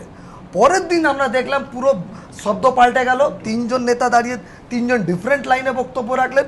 আগের দিনে টুইটের সঙ্গে পরের দিনে সাংবাদিক সম্মেলনে তথ্যের মধ্যে ফারাক দেখা গেল। প্রথম দিন অ্যাকসেপ্ট করলেন, পরের দিন ওটাকে অ্যাকসেপ্ট করলেন না। মজার ব্যাপার হচ্ছে, এই পুরো ঘটনার মধ্যে তারা বলছেন মামলা করবেন। কিসের ভিত্তিতে মামলা করবেন? আপনাদের কাছে আপনারা মামলা করবেন, আমি এক লাইনে শেষ করি, যে ধরুন শয়তান, চোর, হরিদাস পাল, আমি ওই কনটেক্সটে, আমি ওই প্রসঙ্গে আসি। কি মামলা করবে? আমাদের বক্তব্য হচ্ছে, আমরা বলছি লোকে জানতে চায় মাননীয় মুখ্যমন্ত্রীর ছবি ওই এত টাকার দামে কেউ কিনেছে কি কেনেনি। তৃণমূল কংগ্রেসের কাছে যদি ফ্যাক্টস অ্যান্ড ফিগার আছে তারা জনসমক্ষে নিয়ে আসুক না। আমরা তো চাই যে মুখ্যমন্ত্রীর কাছ থেকে যদি এই ধরনের ছবি কেউ কেনে নিক, মুখ্যমন্ত্রী নিষ্কলঙ্কিত হোক, এতে রাজ্যের ভালো, রাজ্যের তো সুনাম হবে যে না এই ধরনের যে চার্জ মুখ্যমন্ত্রীর ওপরে যেটা লাগাতার চলে আসছে সেটা থেকে মুখ্যমন্ত্রী নিষ্পত্তি পাবেন। সেটা না করে উল্টো যে ধরনের মাননীয় মুখ্যমন্ত্রী শব্দচয়ন করেছেন, এই রাজ্যের সংস্কৃতিতে রাজ্যের মুখ্যমন্ত্রী অপর রাজ্যের একজন মুখ্যমন্ত্রী সম্পর্কে, তিনি আমার দলের প্রধানমন্ত্রী প্রার্থী, তিনি তাকে অ্যাকসেপ্ট করতে পারেন না করতে পারেন, তিনি রাজনৈতিকভাবে তার বিরুদ্ধে বলতে পারেন, তিনি স্বাধীনভাবে করতে পারেন, তার ক্ষমতা রয়েছে। কিন্তু শয়তান, হরিদাস, ডেঞ্জারাস এই শব্দ আদৌ কি গণতান্ত্রিক পরিবেশে এই ভাষা নিয়ে আমরা কোথায় নিয়ে যেতে চাইছি রাজনীতি? মাননীয় মুখ্যমন্ত্রী যদি এই ভাষা হয়, পরের নেতারা যেটা বলছে তাদের তো ছেড়ে দেওয়াই উচিত। কারণ যে দলের নেত্রী, লিডারের যদি এই শব্দচয়ন হয়, তাহলে তো আরাবুলদের আমরা দোষ দিয়ে লাভ নেই, তাহলে অনুব্রত নিয়ে চর্চা করার দরকার নেই, রোজ এত টিভি ফুটেজ প্রয়োজন নেই। তো মুখ্যমন্ত্রী যখন বলে দিয়েছেন ওইটাই শেষ কথা, আর তারপরে কোনো আলোচনার মানে অবকাশ থাকে না বলে আমি ব্যক্তিগতভাবে মনে করি। এটা মানে চরম নিন্দনীয়, এর যত নিন্দা করা যায় ততটাই কম বলে আমরা মনে করি। কোন দিকে বাংলার রাজনীতি কোন পথে যেতে? বাংলার রাজনীতি হলো, কিন্তু মোদিও তো তিনি নিঃসন্দেহে আক্রান্ত হচ্ছেন একেবারে ব্যক্তিগত পর্যায়ে, তার ব্যক্তিগত জীবন, তার স্ত্রীর সঙ্গে সম্পর্ক অবধি আক্রান্ত হচ্ছে জনসভায়, কোনো সন্দেহ নেই। কিন্তু তিনি যেমন আক্রান্ত হচ্ছেন, কখনো কখনো তো তিনি আক্রমণকারীও, যেভাবে রবার্ট ভদ্রার দিকে আঙুল তুলছেন। মানে আমি বলছি কোথাও কি খুব জেনারেলাইজড হয়ে যাচ্ছে। আমি ন্যাশনাল পলিটিক্স যদি ধরি, ফেসবুকের একটা ছবি, অমুকের সঙ্গে ছবি, পাবলিক ফিগারদের সঙ্গে, শিল্পপতিদের সঙ্গে ছবিটাই ইটসেলফ একটা রাজনীতির ইস্যু হচ্ছে, আমি বলছি জাতীয় স্তরে। তো এটাও কি কোথাও একটা গোটা দেশের রাজনৈতিক মানে পলিটিক্যাল কালচারের অবক্ষয় নয়? না, একটু আগে অরুণাবোধা বলছিলেন, যখন মণিশঙ্কর আইয়ারের মতো একজন শিক্ষিত লোক যখন এই ধরনের ডেরোগেটিভ রিমার্কস মানে পাস করেন, তখন হয় কোথাও ওটাকে কন্ডেম করা যায়। ইমরান মাসুদের মতো লোক দাঁড়িয়ে যখন বক্তব্য রাখতে গিয়ে বলে তাকে টুকরো টুকরো করে কাটা হবে, দল আনন্দ শর্মা দিল্লিতে তার রণদীপ সুরজেওয়ালা তাকে কন্ডেম করে, পরের দিন সেখানে রাহুল গান্ধী গিয়ে তার জন্য ভোট দান করেন। কিন্তু যখন নিজে রাহুল গান্ধী দাঁড়িয়ে বলেন যে ভদ্রলোক নিজের মার্টিয়াল স্ট্যাটাসকে পাবলিক করেনি 2 বছর ইলেকশনে, তখন কিন্তু এটা প্রশ্ন ওঠে। মাননীয় প্রধানমন্ত্রী মনমোহন সিং তিনিও পাবলিক ডোমেনের মধ্যে এটা কিন্তু করেননি। নির্বাচন কমিশন, আমি এক লাইনে জাস্ট নির্বাচন কমিশনের এবারকার যে নিয়ম করেছেন তাতে মার্টিয়াল স্ট্যাটাসকে কম্পালসারি করেছেন, অতীতে ছিল না, তাই মাননীয় প্রধানমন্ত্রী করেননি। নরেন্দ্র মোদী মুখ্যমন্ত্রী থাকাকালীন উল্টোটাও বলুন যে বিহারে আপনার নেতা যখন বলছেন যে নরেন্দ্র মোদীর যারা একেবারে সাংসদ বিরোধিতা করছেন তারা পাকিস্তান চলে যাও, তো পার্টির সর্বভারতীয় মানে আমি বলছি যে এই অবক্ষয়টা সর্বব্যাপী। একদম ঠিক বলেছেন। পার্টির ন্যাশনাল প্রেসিডেন্ট রাজনাথ সিং থেকে শুরু করে সকলেই এটাকে কন্ডেম করেছে, বারবার নরেন্দ্র মোদী কন্ডেম করেছেন। পার্টি এই ধরনের কোনো বক্তব্যকে সমর্থন করে না, এটা সমর্থনযোগ্য নয়। এই ধরনের বক্তব্যতে সাধারণ মানুষের কাছে দলের সম্পর্কে ভুল বার্তা যায়, আমরা এর জন্য ক্ষমা প্রার্থী। আমরা বলেছি আমরা একটু ক্ষমা প্রার্থী। রিতেশ যে বক্তব্যের কথা বলছিলেন রাজ্যের মাননীয় মুখ্যমন্ত্রীর, কালকেই নবান্নতে দেখাবো আপনাদের। রাজনীতি করুক, কিন্তু যে ভয়ঙ্কর কালো দিনের স্বপ্ন আমরা দেখছি, আপনারা যারা দেখাচ্ছেন, এই মানুষটা যদি প্রধানমন্ত্রীর দায়িত্বে প্রধানমন্ত্রী পদপ্রার্থী বলে যাকে আপনারা প্রজেক্ট করছেন, তিনি যদি কোনোদিনও দেশের দায়িত্বে আসেন, দেশটার দুর্ভাগ্য, দেশের ভয়ঙ্কর কালো দিন ফিরে আসছে। বাঙালি অবাঙালি ভাগ করে দিচ্ছে, আর বলে দিচ্ছে দেখবো আর বাক্স পেটটা নিয়ে পাঠিয়ে দেবো। কে তুই? কে ভাই তুমি? কোন হরিদাস? গুজরাটের রক্তের নদী বইয়ে এসছে, এখানে রক্তের সমুদ্র বইয়ে হবে। আমরা বলে দিলাম ঔদ্ধত্য থাকা ভালো, সাহস থাকা ভালো, দুঃসাহস থাকা ভালো না। আমি দেখবেন আমি রাজনৈতিকভাবে তার কথা বলবো, আমি কিন্তু কখনো গুজরাটের মানুষকে বলি না, কারণ গুজরাটের মানুষকে আমি ভালোবাসি, দে আর ভেরি গুড। তাদের দুর্ভাগ্য একটা এরকম শয়তান ডেঞ্জারাস একজন লোক যিনি বসে আছেন, রাজনীতি করেন না। রিতেশ, আপনারা কি মামলার কথা ভাবছেন? আমরা বলেছি যদি তৃণমূল কংগ্রেসের সৎসাহস থাকে তারা মামলা করুক, আমরাও মামলা করব। মানে যা ইচ্ছে তাই বললেই হলো। আর তৃণমূল কংগ্রেসের পক্ষ থেকে রোজ এরা বলে মামলায়, আর যতগুলো মামলা হচ্ছে, মামলার যদি আমরা ইতিহাস দেখি, মামলায় যায় হাইকোর্টের প্রত্যেক কটা মামলাতে তারা মাথা নত করে বেরিয়ে আসে, আর না হলে মানে কতবার যে লাঞ্ছিত হয়ে যায় করে তার কোনো ঠিক ঠিকানা নেই। একইভাবে এখানে কোনো মামলা যখন চলছে সেটা নিয়ে আমরা তো আগে আমরা দেখেছি রিজওয়ানুর কেসের মামলা হতো, বাইরে বেরিয়ে এসে কল্যাণ বন্দ্যোপাধ্যায় রোজ প্রেসকে ব্রিফ করতেন। যখন এক একটা অবজারভেশন নিয়ে কোর্ট বলছে সেটা নিয়ে আলোচনা হবে না, কেন্দ্রীয় যখন সুপ্রিম কোর্টে কেস প্যারট বলছে সেটা নিয়ে আমরা কংগ্রেসের বিরুদ্ধে বলছি না। তো এখানকার যখন আইনজীবীরা বলছেন দীপঙ্কর দত্ত আপনাদের এত আপত্তি কোথায়? যে কথাটা মাননীয় মুখ্যমন্ত্রী আজকে শুধু বলেছেন তা নয়, এর আগে উত্তরবঙ্গে কথা বলতে গিয়ে মোদির মার্টিয়াল স্ট্যাটাস নিয়ে কথা বলছেন। আপনি যেটা বলছিলেন যে দিল্লির নিয়ে কথা বলছিলেন, দিল্লিতে রাহুল গান্ধী যেদিন প্রথম বললেন, আপনি যেটা বাড্রা কি নিয়ে বললেন, রাহুল গান্ধী প্রথম দিন যেদিন বললেন গুজরাট মডেল নয় আডানি নিয়ে প্রথম আক্রমণ রাহুল গান্ধী করলেন। আম্বানি আদানি সরকার, আডানি না আম্বানি রাহুল গান্ধী বলেন, আম্বানি আডানি বলেছেন অরবিন্দ কেজরিওয়াল। রাহুল গান্ধী বললেন যখন আডানিকে নিয়ে আক্রমণ করলেন, পরের দিন আমরা দেখলাম আডানি এবং রবার্ট বাড্রার একটা ছবি সোশ্যাল মিডিয়াতে ঘুরতে শুরু করলো। তো আপনি অভিযোগ করবেন, তো ডেফিনেটলি যখন আপনি পলিটিক্সটাকে ওই পার্সোনাল অ্যাটাকের মধ্যে নিয়ে যেতে চাইছেন, আপনার কাছে যদি কোনো ফ্যাক্টস ফিগার থাকে, Gujarat government officially press conference করে বলেছে আডানিকে কোন জমি 1 টাকাতে দেওয়া হয়েছে আপনারা নিয়ে আসুন, আমরা ডিসকাশন করতে রাজি। একটাও এখন অব্দি কোনো কাগজ কিন্তু পাবলিক ডোমেনের মধ্যে আসেনি। যখন আপনি আডানিকে নিয়ে বলেছেন, তাহলে ডেফিনেটলি যে লোকটা 1 লক্ষ টাকা নিয়ে জুয়েলারি ব্যবসা করতে নেমেছিল আর 4 বছরের মধ্যে মানে fastest millionaire in the India, এটা নিয়ে তো প্রশ্ন উঠবেই। আপনি গুজরাট মডেলকে যদি বারবার তার বিরুদ্ধে বলবেন, তো বাড্রা মডেল নিয়ে আলোচনা তো হতেই পারে। এটা রাজনৈতিক অভিযোগ, এটা কোনো পার্সোনাল অভিযোগ নয়। আমার বক্তব্য হচ্ছে যে প্রমাণ ছাড়া অভিযোগ এই বাড্রা মানে বড্ড সহজ হয়ে যায়। বাড্রা মডেল কোনো কিছুই অভিযোগ করা যায় না, কোনো প্রমাণ দিতে হয় না। আমি জনসভায় দাঁড়িয়ে বলে দিলাম, খেমকার ঘটনাটা সারা ভারতবর্ষ দেখেছে, দিনের পর দিন দেখেছে। যে আইএস খেমকা তার সমস্ত কাগজপত্র নিয়ে যখন প্রশ্ন তুললেন, তাকে ভূপিন্দর সিং হুডা কোথায় কোথায় পাঠিয়েছেন এটা পাবলিক ডোমেনের মধ্যে রয়েছে। তার আগে 9 বারও বদলিও হয়েছে। এটা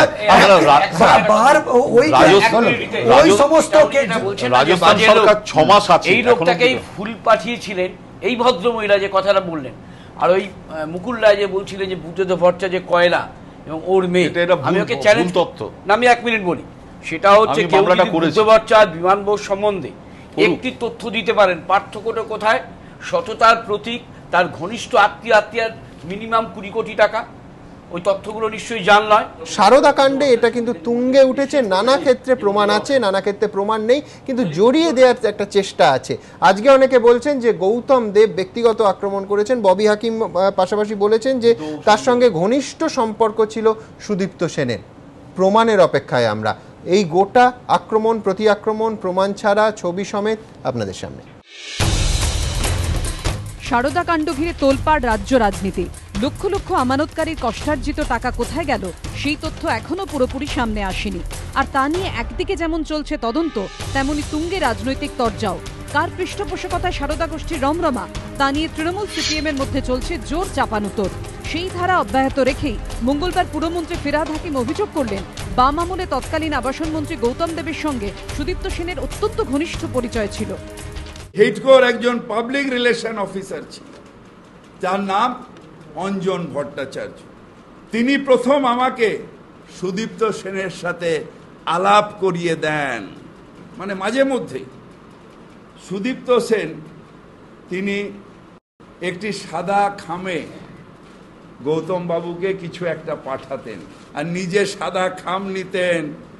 তার মানে আন্ডার দ্য টেবিল ডাল মে কুছ কালা হ্যায়। ফিরহাদ হাকিমের অভিযোগ নিয়ে পাল্টা প্রশ্ন তুলেছে সিপিএম। একটা পাল্টা যুক্তি হিসেবে একটা সাদা খামের গল্প করেছে, একে বাংলায় বলে ছেঁদো যুক্তি। এই মানুষ বোঝেন এবং এই নিয়ে মানুষ এইসব হাসেন, এইসব শোনার পরে হাসেন যে কতটা দুর্বল হয়ে পড়লে মানুষ এই ধরনের যুক্তি দেয়। যদি এটা ওরা আগে জানতেন তার নিশ্চয়ই আগে বলতেন। এটা কখন জানলেন?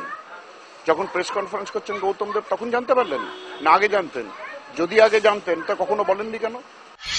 পাশাপাশি আলিমুদ্দিনের আরো প্রশ্ন, যদি গৌতম দেবের সঙ্গে সুদীপ্ত সেনের ঘনিষ্ঠতার প্রমাণ তৃণমূলের কাছে থেকেই থাকে, তাহলে এতদিন সিট কেন প্রাক্তন আবাসন মন্ত্রীকে ডাকেননি? সারদার বিভিন্ন অনুষ্ঠানে তৃণমূলের কয়েকজন নেতা নেত্রীর উপস্থিতির ছবিকেও হাতিয়ার করেছে বিরোধীরা। রেখেছো বাঙালি করে মানুষ করেনি। অন্তত সুদীপ্ত সেন প্রমাণ করেছেন তিনি বাংলার বাইরে ভারতবর্ষের সর্বত্র সারে জাহাঁ সে আচ্ছা হিন্দুস্তান হামারা, পাঞ্জাব সিন্ধু গুজরাট মারাঠা গ্রামীণ উত্তরবঙ্গে নিজেকে প্রতিষ্ঠিত করেছেন। আমি গর্বিত যে বিধানসভা থেকে মহামানবী মানুষ আমায় সম্মানিত করেছেন, সেই বিধানসভা থেকে এই সারদা গ্রুপের উৎস এবং সেই বিধানসভা থেকে এরা প্রসারিত। একটা সুদীপ্ত সেন ৭৫,০০০ ছেলেকে কাজ করার সুযোগ করে দিয়েছে।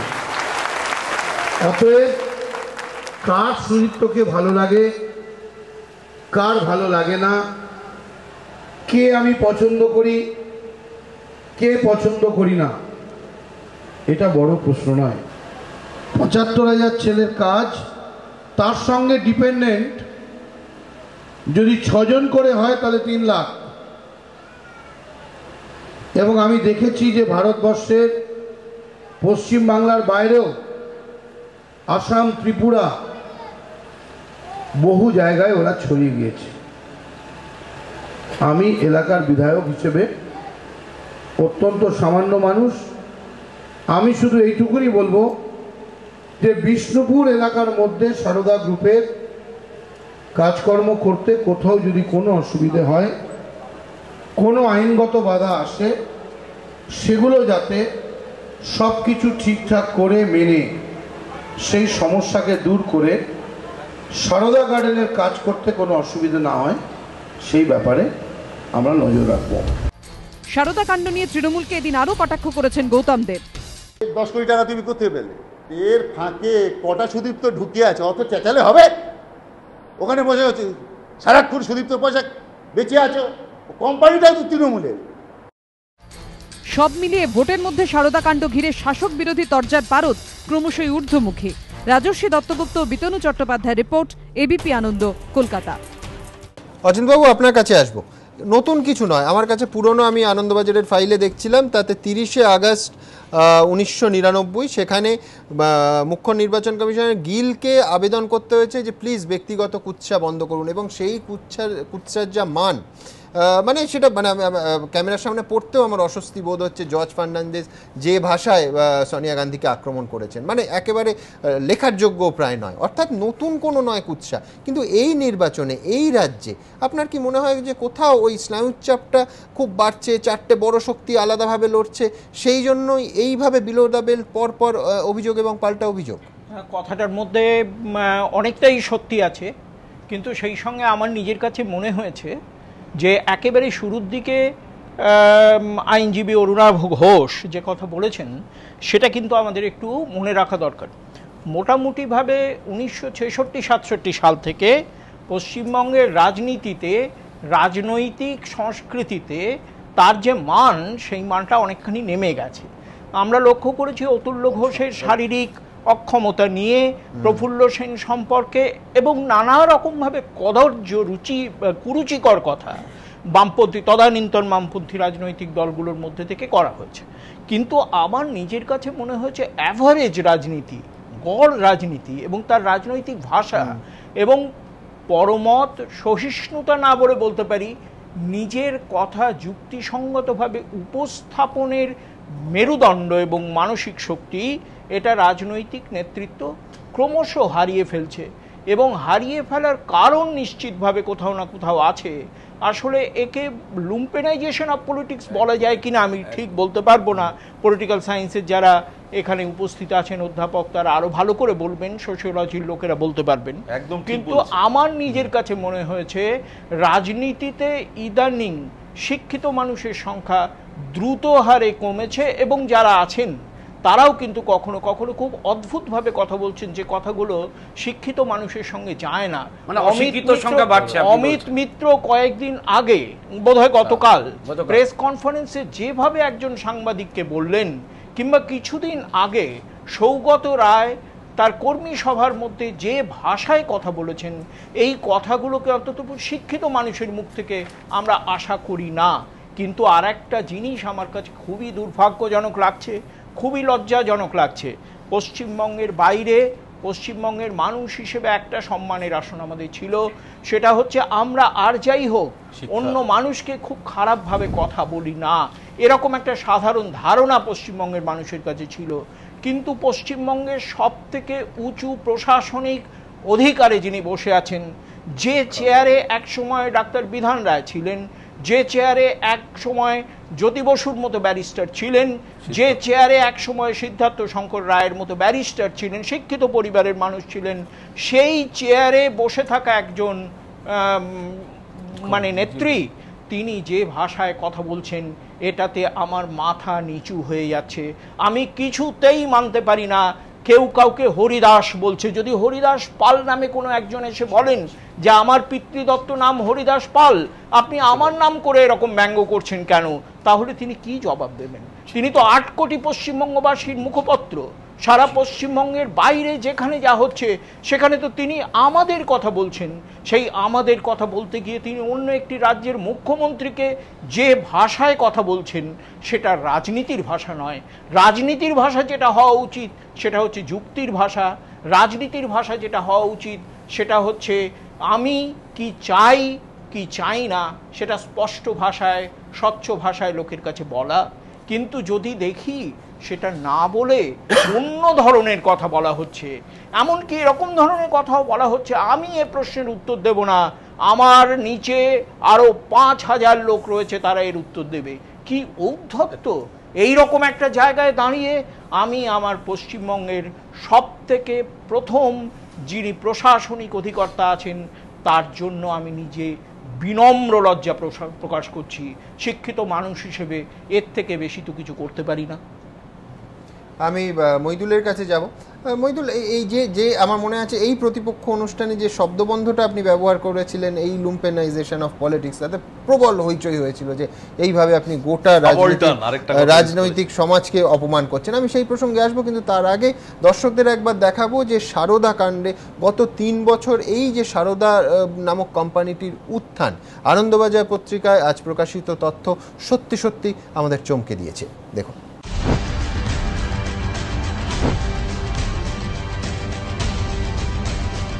সালটা 1996।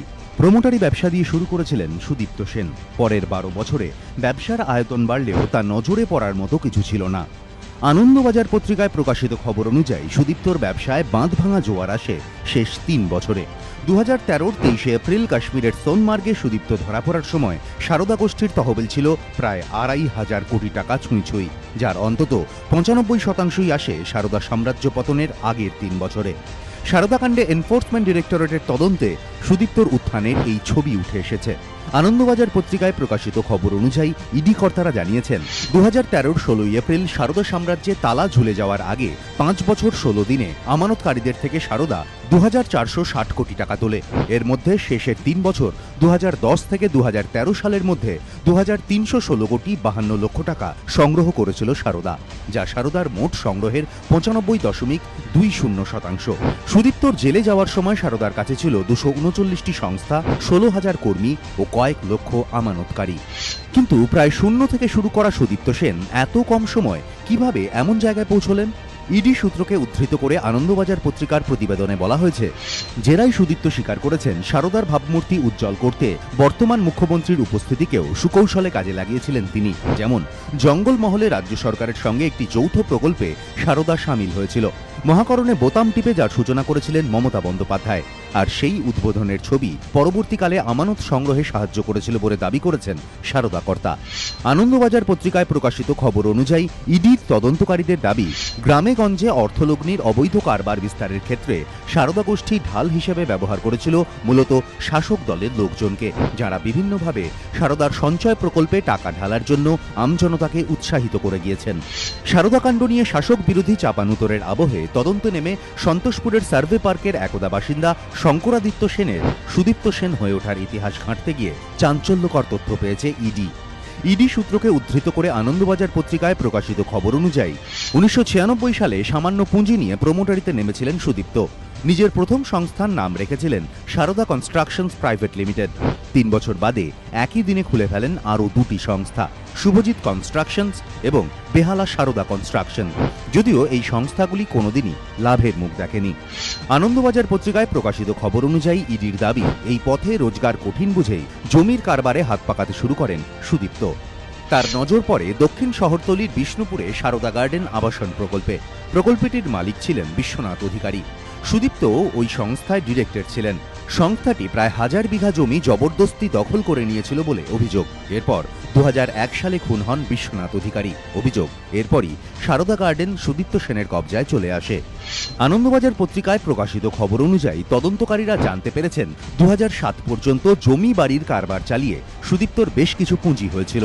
2008-এ তিনি হাত দেন অবৈধ অর্থলগ্নির কারবারে, যার দৌলতে ধূমকেতুর মতো উত্থান হয় সুদীপ্তর। আনন্দবাজার পত্রিকার প্রতিবেদনে বলা হয়েছে 2008-09 অর্থবর্ষে 14 কোটি 53 লক্ষ টাকা সংগ্রহ করেছিল সারদা। 2009-10 অর্থবর্ষে যা বেড়ে হয় 98 কোটি 22 লক্ষ টাকা। 2010-11 সালে অর্থ সংগ্রহের পরিমাণ ছিল 503 কোটি 5 লক্ষ টাকা। 2011-12 সালে তা পৌঁছয় 1007 কোটি 70 লক্ষে। 2012-13 অর্থবর্ষে সংগ্রহের পরিমাণ কমে দাঁড়ায় 805 কোটি 77 লক্ষ টাকা। 2013-14 সালে অর্থ সংগ্রহের পরিমাণ তলানিতে এসে পৌঁছয় 3 কোটি 30 লক্ষ টাকায়। তবে ধূমকেতুর মতো উত্থান হলেও সুদীপ্তর পতনটাও হয় উল্কার মতো। এবিপি আনন্দ। আলাদিনের ম্যাজিকে হতে পারে কিংবা হিন্দি ফিল্মে হতে পারে।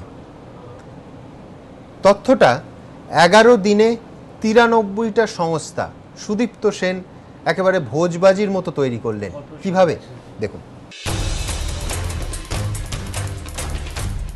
কলকাতার তাবড় ব্যবসায়ীদের সামনে এই টার্গেট দিলেও তাঁরা হয়তো দুবার ভাববেন, কিন্তু বাস্তবে এই অসম্ভবকেই সম্ভব করে দেখিয়েছেন সারদা কর্ণধার সুদীপ্ত সেন। 2011 সালের জানুয়ারি মাসে মাত্র 11 দিনে তিনি খুলেছেন 93টি সংস্থা। গড় হিসেব দেখলে দিনে 8টিরও বেশি। আনন্দবাজার পত্রিকায় প্রকাশিত খবর অনুযায়ী সারদা কাণ্ডের তদন্তে এই চাঞ্চল্যকর তথ্যই উঠে এসেছে এনফোর্সমেন্ট ডিরেক্টরেটের হাতে। 12 থেকে 24 জানুয়ারির মধ্যে প্রত্যেক দিন যে সংখ্যায় তিনি নতুন কোম্পানি তৈরি করেছেন তা দেখে চোখ কপালে উঠেছে তদন্তকারীদের। এক নজরে দেখে নেওয়া যাক সেই হিসেব। 12 জানুয়ারি সুদীপ্ত সেন খুলেছেন একটি সংস্থা, 13 জানুয়ারি 4টি, 14 জানুয়ারি একসঙ্গে 23টি, 15 জানুয়ারি 11টি, 17 জানুয়ারি 4টি, 18 জানুয়ারি 1টি, 19 ও 20 জানুয়ারি 15টি করে, 21 জানুয়ারি 2টি, 22 জানুয়ারি 1টি এবং 24 জানুয়ারি 16টি। এর মধ্যে 2 দিন শুধু কোম্পানি খোলা থেকে ক্ষান্ত থেকেছেন সুদীপ্ত, তবে তা সম্ভবত বাধ্য হয়েই, কারণ এই 2 দিনই ছিল ছুটি। 16 জানুয়ারি ছিল রবিবার আর 23 জানুয়ারি নেতাজির জন্মদিবস। আনন্দবাজার পত্রিকায় প্রকাশিত খবর অনুযায়ী তদন্তকারীরা জানতে পেরেছেন এই সংস্থাগুলির মধ্যে সবকটি সারদা গ্রুপ অফ কোম্পানিজের অন্তর্গত। জমি, আবাসন, পরিকাঠামো, টাউনশিপ, বিনোদন, শপিং মল, পর্যটন, ক্রীড়া একাডেমি, তালিকায় রয়েছে সবই। 2011 সালের জানুয়ারি মাসে সুদীপ্ত যখন শখানেক নয়া সংস্থা খুলে ফেলেছেন, তখন তৃণমূল আনুষ্ঠানিকভাবে বিরোধী দল হলেও রাজ্য জুড়ে পরিবর্তনের হাওয়া তুঙ্গে। কেন্দ্রেও তখন ইউপিএর শরিক মমতার তৃণমূল। রেলমন্ত্রীর পদে খোদ মমতা। আর 2009 সালের লোকসভা ভোটের ফল থেকে পরবর্তী বিধানসভা ভোটেও তৃণমূলের জয়ের সম্ভাবনা অনেকটাই জোরালো। কিন্তু রাজ্যে তৃণমূল ক্ষমতায় আসার ঠিক 4 মাস আগে হঠাৎ করে টি-20তে ব্যাটিংয়ের কায়দায় 11 দিনে সুদীপ্তর শখানেক সংস্থা হাঁকাতে ইচ্ছে করল কেন? এনফোর্সমেন্ট ডিরেক্টরেট আধিকারিকদের মতে সেই প্রশ্নের উত্তর মিললেও সারদা রহস্যের জট কিছুটা খুলবে।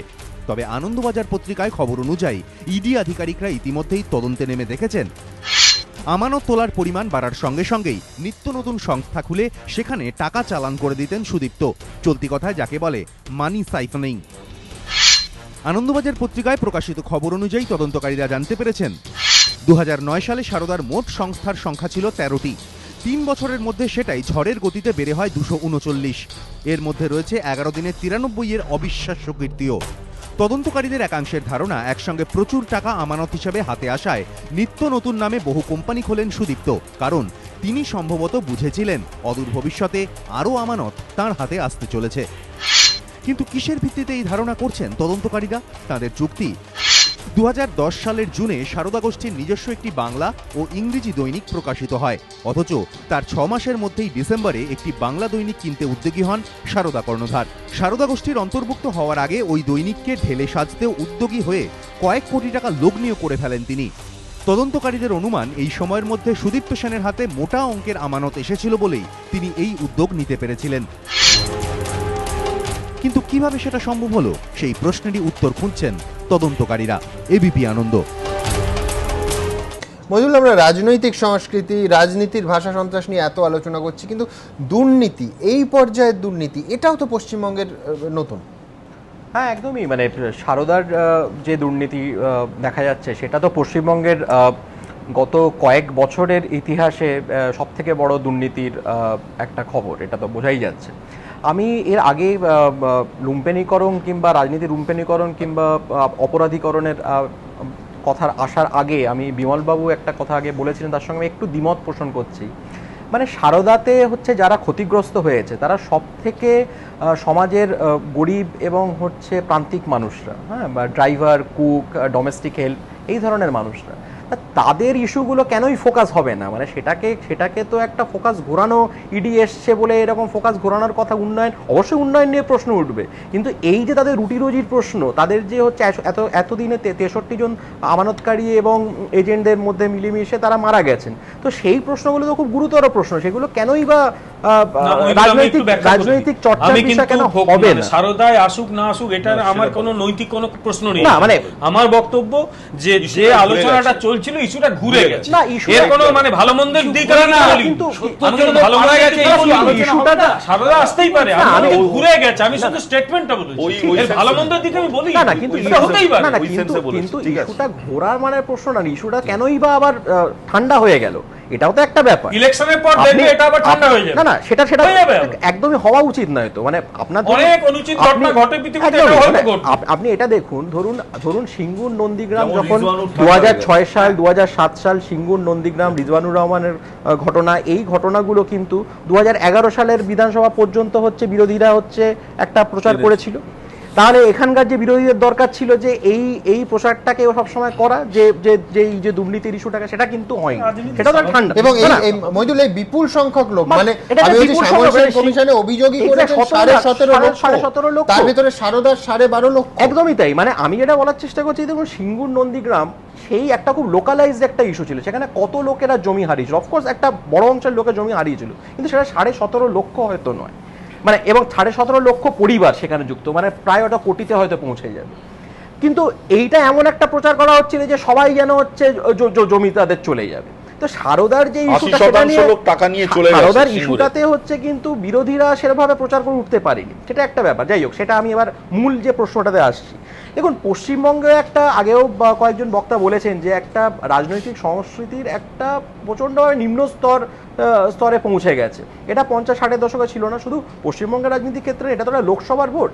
আমাদের তো এটাও দেখতে হবে লোকসভাতে কারা যাচ্ছে।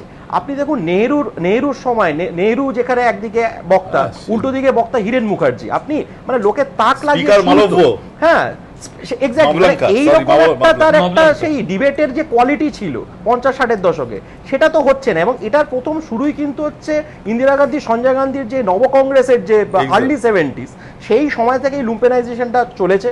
এবং এই লুম্পেনাইজেশনটা কিন্তু সমস্ত ধরনের রাজনৈতিক দল কিন্তু আজকের দিনে আক্রান্ত। আমি বিজেপির রিতেশ বাবুদেরও যে প্রার্থী, দার্জিলিংয়ের প্রার্থী, তিনিও সঞ্জয় গান্ধীর হাল্লা বাহিনীরও একটা সদস্য ছিলেন, রাজীব গান্ধী হাল্লা বাহিনীর সদস্য ছিলেন।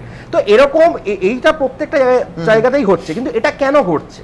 এই যে শিক্ষিত কিংবা সৎ ভালো মানুষ, রুচিশীল মার্জিত মানুষ, তারা যদি রাজনীতি থেকে চলে যায়, মানে পাওয়ার তো কোনোদিন ভ্যাকুয়ামে থাকে না, চেয়ার আপনি ছেড়ে দিলে চেয়ারটা অন্য কেউ দখল করে নেবে।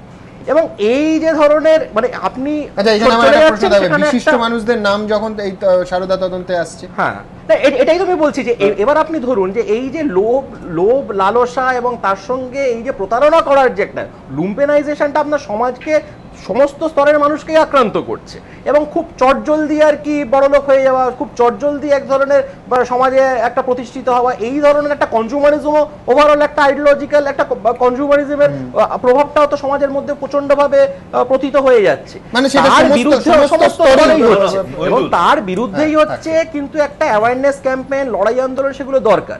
এবং এই যে ব্যক্তিগত স্তরে যে নিয়ে নামছে সেটা কেন হচ্ছে? যে আপনার কাছে রাজনৈতিক এবং মতাদর্শগতভাবে আপনি হচ্ছে আপনার অপোনেন্টকে হচ্ছে আপনি লড়াই করতে পারছেন না বলে, সেই জন্য আপনি কোনো সাবস্ট্যান্টিভ আপনার কথা নেই, আপনি সবসময় একটা ব্যক্তিগত কুৎসা স্তরে চলে যাচ্ছেন।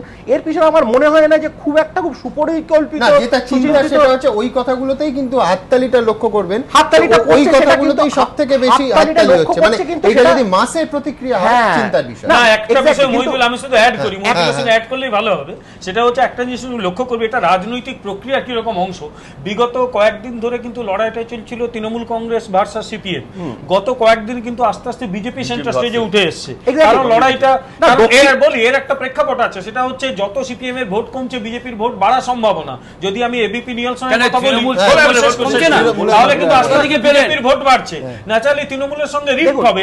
আর একটা লাস্ট লাইন, আজকে গৌতম দেব দেখলেন আমরা সিপিএম তো পিছিয়ে গেছে, উনি আবার ঝাঁপিয়ে পড়ে একটা সাংবাদিক সম্মেলন ডেকে বলেন কে কতখানি সামনে আসতে পারে, এটা তার একটা কি খারাপ বলেছে গৌতম দেব? একটা স্টেজে আসলে খারাপ ভালো বলেনি, কটা সম্পত্তি আছে কথাটাই বুঝতে পারছেন না। এক minute, try to understand me. আপনি শুনুন, আগে শেষ করি। আমি একবারও বলিনি মমতা ব্যানার্জির পরিবার, আপনি এটা এথিক্যালি নেবেন না। মিথ্যা সত্যি আমি বলিনি তো, আমি মিথ্যা সত্যি বলিনি। আমি বলছি সিপিএম এখন সেন্টার স্টেজে আসছে, পলিটিক্স আপনারা বলতে বলবেন না, তাহলে সঞ্চালকের ওয়ান আপমেনশিপ আর কিছু। আমি এখানে দর্শকদের জানাতে চাইবো যে অর্পিতা ঘোষ কালকে ইডি যাকে যে একটা জিনিস জিজ্ঞেস করছি, অর্পিতা ঘোষ কি শুভা প্রসন্ন, এরা তো সমাজের ওজেটা বলছে এলিট, ভালো পড়াশোনা জানা লোক, তো কেন সেটা জিজ্ঞেস। আমি দর্শকদের দেখাতে চাইবো অর্পিতা ঘোষ আজকে একেবারে সংবাদ মাধ্যমে প্রেস বিবৃতি দিয়ে জানিয়েছেন যে ইডি তাকে কোনো ভাউচারে সই করার বিষয় বা তার সামনে কোনো ভাউচার এসে উপস্থিত করেনি, এই গোটা বিষয়টা সত্য নয়। অর্পিতা ঘোষ কি বলেছেন আপনাদের দেখাবো, আপনাদের সামনে তার বক্তব্য সম্পূর্ণ তুলে ধরবো।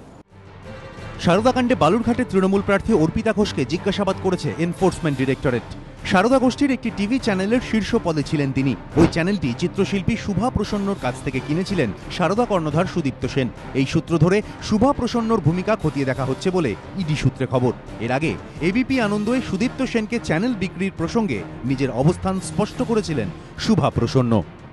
আপনি যখন একটা চ্যানেল করলেন তখন তৃণমূলেরই একজন শ্রমিক নেতা এবং নেত্রী সরাসরি একেবারে আপনাকে অপোজ করলেন এবং এমন বিবাদ এমন পর্যায়ে যায় যে বর্ষিয়ান সুব্রত মুখোপাধ্যায়কে সে বিষয়ে হস্তক্ষেপ করতে হয়েছিল। এটা সত্যি হতে পারে, কারণ আমি তো অনেক ব্যাপারে অবাস্তব। আমার একটা আবেগ থেকে আমার সমস্ত অর্থ সংগ্রহ করে আমি চ্যানেলটা করেছিলাম এবং ভেবেছিলাম যে হয়তো, কারণ এটাও যখন মমতা বন্দ্যোপাধ্যায় আমার কাছে আসতেন এবং সম্পর্ক সেইভাবে যখন হয়, এই বিবেচনার প্রশ্নে যে আপনি একটি চ্যানেল করলেন এবং সেটিকে 5 বা আপনি ফিগারটা বলতে পারবেন 6 কোটি টাকায় সুদীপ্ত সেনকে বিক্রি করলেন, মানে এখানেও তো প্রশ্ন ওঠে সেই জন্যই কি সারদা কাণ্ড নিয়ে শিল্পী শুভা প্রসন্ন ততটা সরব হলেন না, মুখ খুললেন না? দেশে কি আর শিল্পপতি ছিল না? সুদীপ্ত সেনকে বিক্রি করতে হলো। যখন আমি অসহায় অবস্থায় একজন আমার বাড়িতে আসেন এবং তিনি একটা নিপাট ভদ্রলোকের মুখ নিয়ে আমার যেটুকু খরচ হয়েছিল, এমনকি সুদ ছাড়া যেটুকু খরচ হয়েছিল, আমি যে যাদের কাছ থেকে মেশিন কিনেছিলাম, যে যাদের কাছ থেকে যেটুকু বা কর্মচারীদের যে সমস্ত টাকা দিছিলাম, সেই অঙ্কটা আমি যখন তাকে জানাই, তিনি আমাকে দেখে আমাকে প্রণাম করে বাড়িতে বলেন যে ঠিক আছে, আপনি তো এগুলো বুঝবেন না, আপনি পাঠিয়ে দিন আপনার সেক্রেটারিকে দিয়ে। মমতা বন্দ্যোপাধ্যায় বলেছিলেন, মানে এর সঙ্গে কোনো রকম কারো যোগাযোগ নেই এবং তখন মানে বিক্রি হয়ে যাওয়ার পরও জানেননি যে এই ঘটনাটা? সে নিশ্চয়ই সব জানেন না, তাছাড়া তো কখনো হতে পারে না। কারণ এই আমি যে চ্যানেলটা অনুমোদন পেয়েছিলাম, লাইসেন্স পেয়েছিলাম, সেটা তাতে মমতা বন্দ্যোপাধ্যায়ের একমাত্র একটা ব্যাপার ছিল, তিনি অম্বিকা সোনিকে অনুরোধ করেছিলেন, তখন এমবার্গো ছিল, তখন পাওয়া যেত না। কারণ আমরা যখন চ্যানেল খুঁজতে লাইসেন্স চাইতে গিয়েছিলাম, তখন মানে ওই ব্রডকাস্টিং ডিপার্টমেন্ট থেকে বলা হয়েছিল যে আপনাকে একটা চ্যানেল কিনতে হবে 2 কোটি কত টাকা দিয়ে। আমার 11.5 লক্ষ টাকা খরচ হয়েছে। হ্যাঁ, কারণ আমি সমস্ত যাবতীয় যা কিছু সব ঠিকঠাক করে। ইতিমধ্যে দুদিন ইডি জিজ্ঞাসাবাদ করেছে তৃণমূল প্রার্থী অর্পিতা ঘোষকে। ইডি সূত্রে খবর, সারদার যে টিভি চ্যানেলের শীর্ষ পদে ছিলেন অর্পিতা ঘোষ, তার বাইরেও সারদার অধীনস্থ অন্যান্য সংস্থার বেশ কিছু ভাউচারে অর্পিতা ঘোষের সই রয়েছে। বিভিন্ন ক্লাব এবং উৎসবে চাঁদা দেওয়ার জন্য ওইসব ভাউচার কাটা হয়েছে, কিন্তু আদৌ সে কাজে টাকা ব্যয় করা হয়েছে কিনা, ভাউচারে অর্পিতা ঘোষের সই করার অধিকার ছিল কিনা খতিয়ে দেখছেন তদন্তকারীরা। যদিও প্রেস বিবৃতি জারি করে অর্পিতা ঘোষ দাবি করেছেন, ইডি আমাকে ভাউচার সংক্রান্ত কোনো প্রশ্নই করেনি এবং কোনো ভাউচার আমাকে দেখানো হয়নি, আমাকে পুনরায় ডাকা হতে পারে এমন কোনো কথা ইডি জানায়নি। এবিপি আনন্দ। মনে হয় আপনার উত্তর আপনি পেয়ে গেছেন। তুমি দেখবে মমতা ব্যানার্জি কবে বললেন যে আমি সারদা সম্বন্ধে জানলাম? প্রথম বললেন 14 এপ্রিল, পয়লা বৈশাখ, একদম এই 2013। একটি চ্যানেল বন্ধ হয়ে গেছিল, সেই প্রথম জানলাম। এখান থেকে শুভপ্রসন্ন তোমার জেরাই হোক যাই হোক, তোমরা তো প্রশ্ন একটু বদমাইশ আছো, যাই হোক, তোমরা বললে যে যেটা বার করে আনলে যে শি নিউ অফ ইট। শুভপ্রসন্ন যদি সত্যি কথা বলে থাকে তাহলে 14 এপ্রিলের আগে। আমি এইটুকু বলতে চাইছি।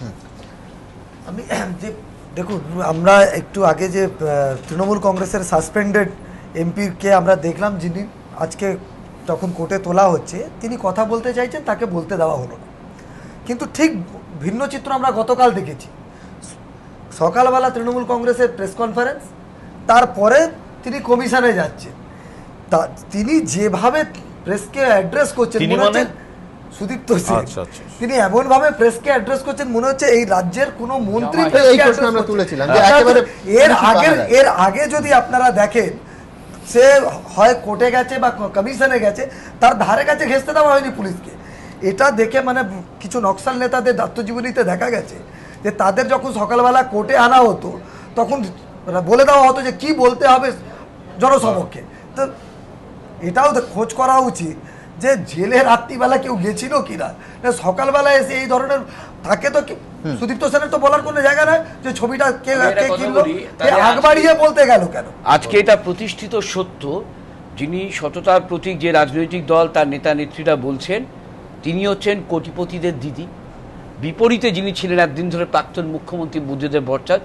আমি অনুরোধ করব, যিনি মহাসচিব বলে বলেন যে শ্রীযুক্ত মুকুল রায় বিখ্যাত ছেলে ধরা, দুর্জনেরা বলেন বিভিন্ন জায়গায় ছেলে ধরে বেড়ায়, কিসের বিনিময়ে আমি জানি না, দল ভাঙান। আজকে প্রমাণিত সত্য যে কোটিপতিদের দিদি আজকে পশ্চিমবঙ্গের মুখ্যমন্ত্রী হওয়ার দ্বিমত। না, আমি একটা কথা বলি, আমি এই আলোচনায় যাবো না, ওটা ওনার মত রিয়াক্ট করা কিছু নেই। যারা আমার বক্তব্য পরিষ্কার, সেটা হচ্ছে যে আমাদের প্রত্যেকের একটু ভাবা উচিত যে রাজনৈতিক সংস্কৃতি যে জায়গায় যাচ্ছে সেটা কিন্তু তুলে আনতে হবে। আমি একটা কথা বলি, it's a politics of one আপম্যানশিপ। অর্থাৎ রাজনৈতিক ব্যবস্থা যখনই দেখা যায় যে একটা বদল আসছে, তখন এইটা আসে। আচ্ছা, মোদির এগেইনস্টে এত আক্রমণ কেন? কারণ একটাই, যে কংগ্রেস কিন্তু একটা আতঙ্কিত, কারণ মোদি ক্ষমতায় আসতে পারে, যেভাবে হোক তাকে আটকাও। এখানে কিন্তু খুব গুরুত্বপূর্ণ। ন্যাচারালি এই জায়গা থেকে যদি এটা হতে পারতো, মোদির বিরুদ্ধে গুজরাট মডেল নিয়ে তো প্রচুর আলোচনা হয়েছে, ভগবতী ঠিক বলেছেন না, অমর্ত্য সেন ঠিক বলেছেন, এই নিয়ে তো প্রচুর আলোচনা হয়েছে। সেখানে মোদি বিয়ে করেছেন কি করেননি, বিয়ে করে কেন তিনি সংসার ত্যাগ করলেন, যেন ভারতবর্ষে বিয়ে করে আর কেউ কোনো কালে সংসার ত্যাগ করেনি, এটাই এসে গেল সবার সামনে। ওই দিদির সম্বন্ধে বলছেন না তো, একটাই মমতা ব্যানার্জি, আপনি কি দিদি ছাড়া জীবনে কিছু দেখতে পান না? কেন দিদি ছাড়া কি কিছু দেখতে পান?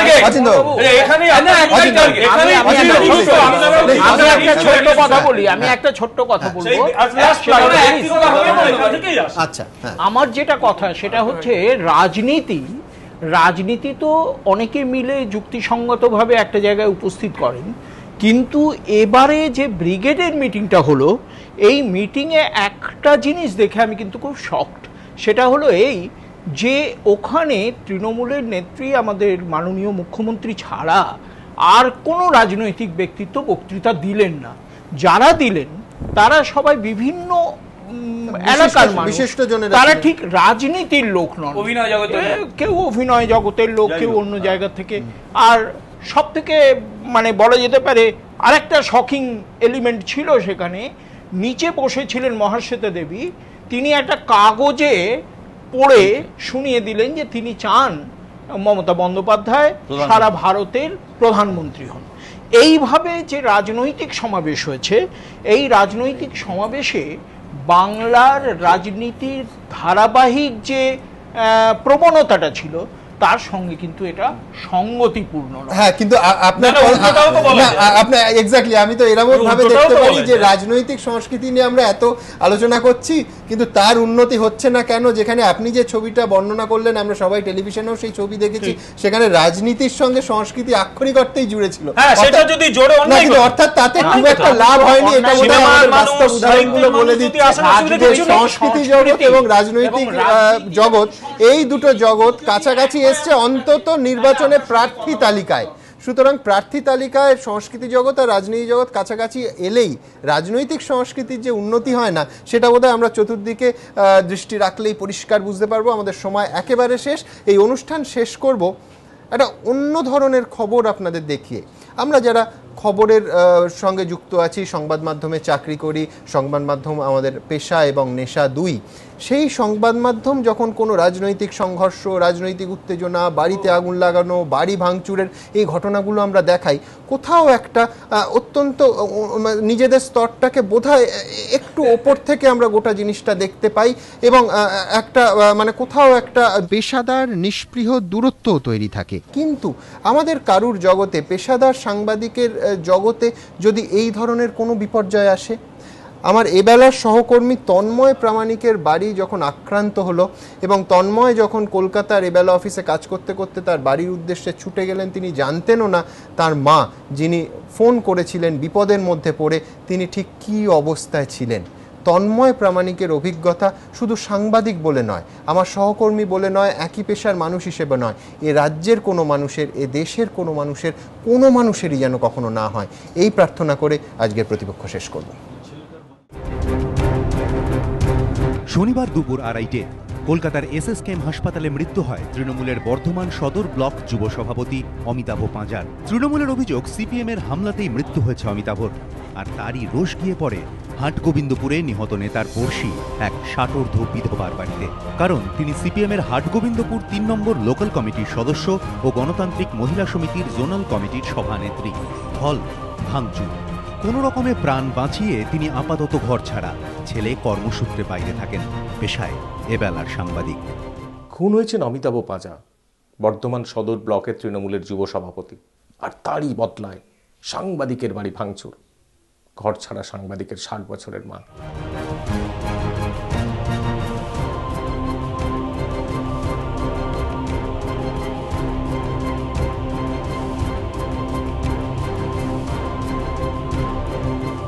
বাড়ি ঢুকে যেটা দেখছি, প্রথমেই যেটা চোখ পড়লো যে বাবার দেওয়ালে ছবি ছিল, সেই ছবি নেই। তারপরে তো সমস্ত ভাঙচুর হয়ে পড়ে রয়েছে। আমি প্রথমে যেটা খুঁজলাম, আমার খুব সেন্টিমেন্টের জিনিস আর কি, মানে আমার খুব বাবার যে স্কুল টিচার ছিলেন এবং এখানকার খুব জনপ্রিয় ফুটবলার ছিলেন এক সময়ের, গল্প শুনেছি। বাবার যে মানপত্র স্কুলের, সেই মানপত্রটারও তো এই অবস্থা, মানে এইগুলো তো হারানোর কোনো ভ্যালু হয় না। আমি পাশেই যে ঘর রয়েছে, এই ঘরেতে বাবার জিনিসপত্রগুলো সাজিয়ে রেখেছিলাম, সেগুলো ভেঙে চুরমার হয়ে গেছে।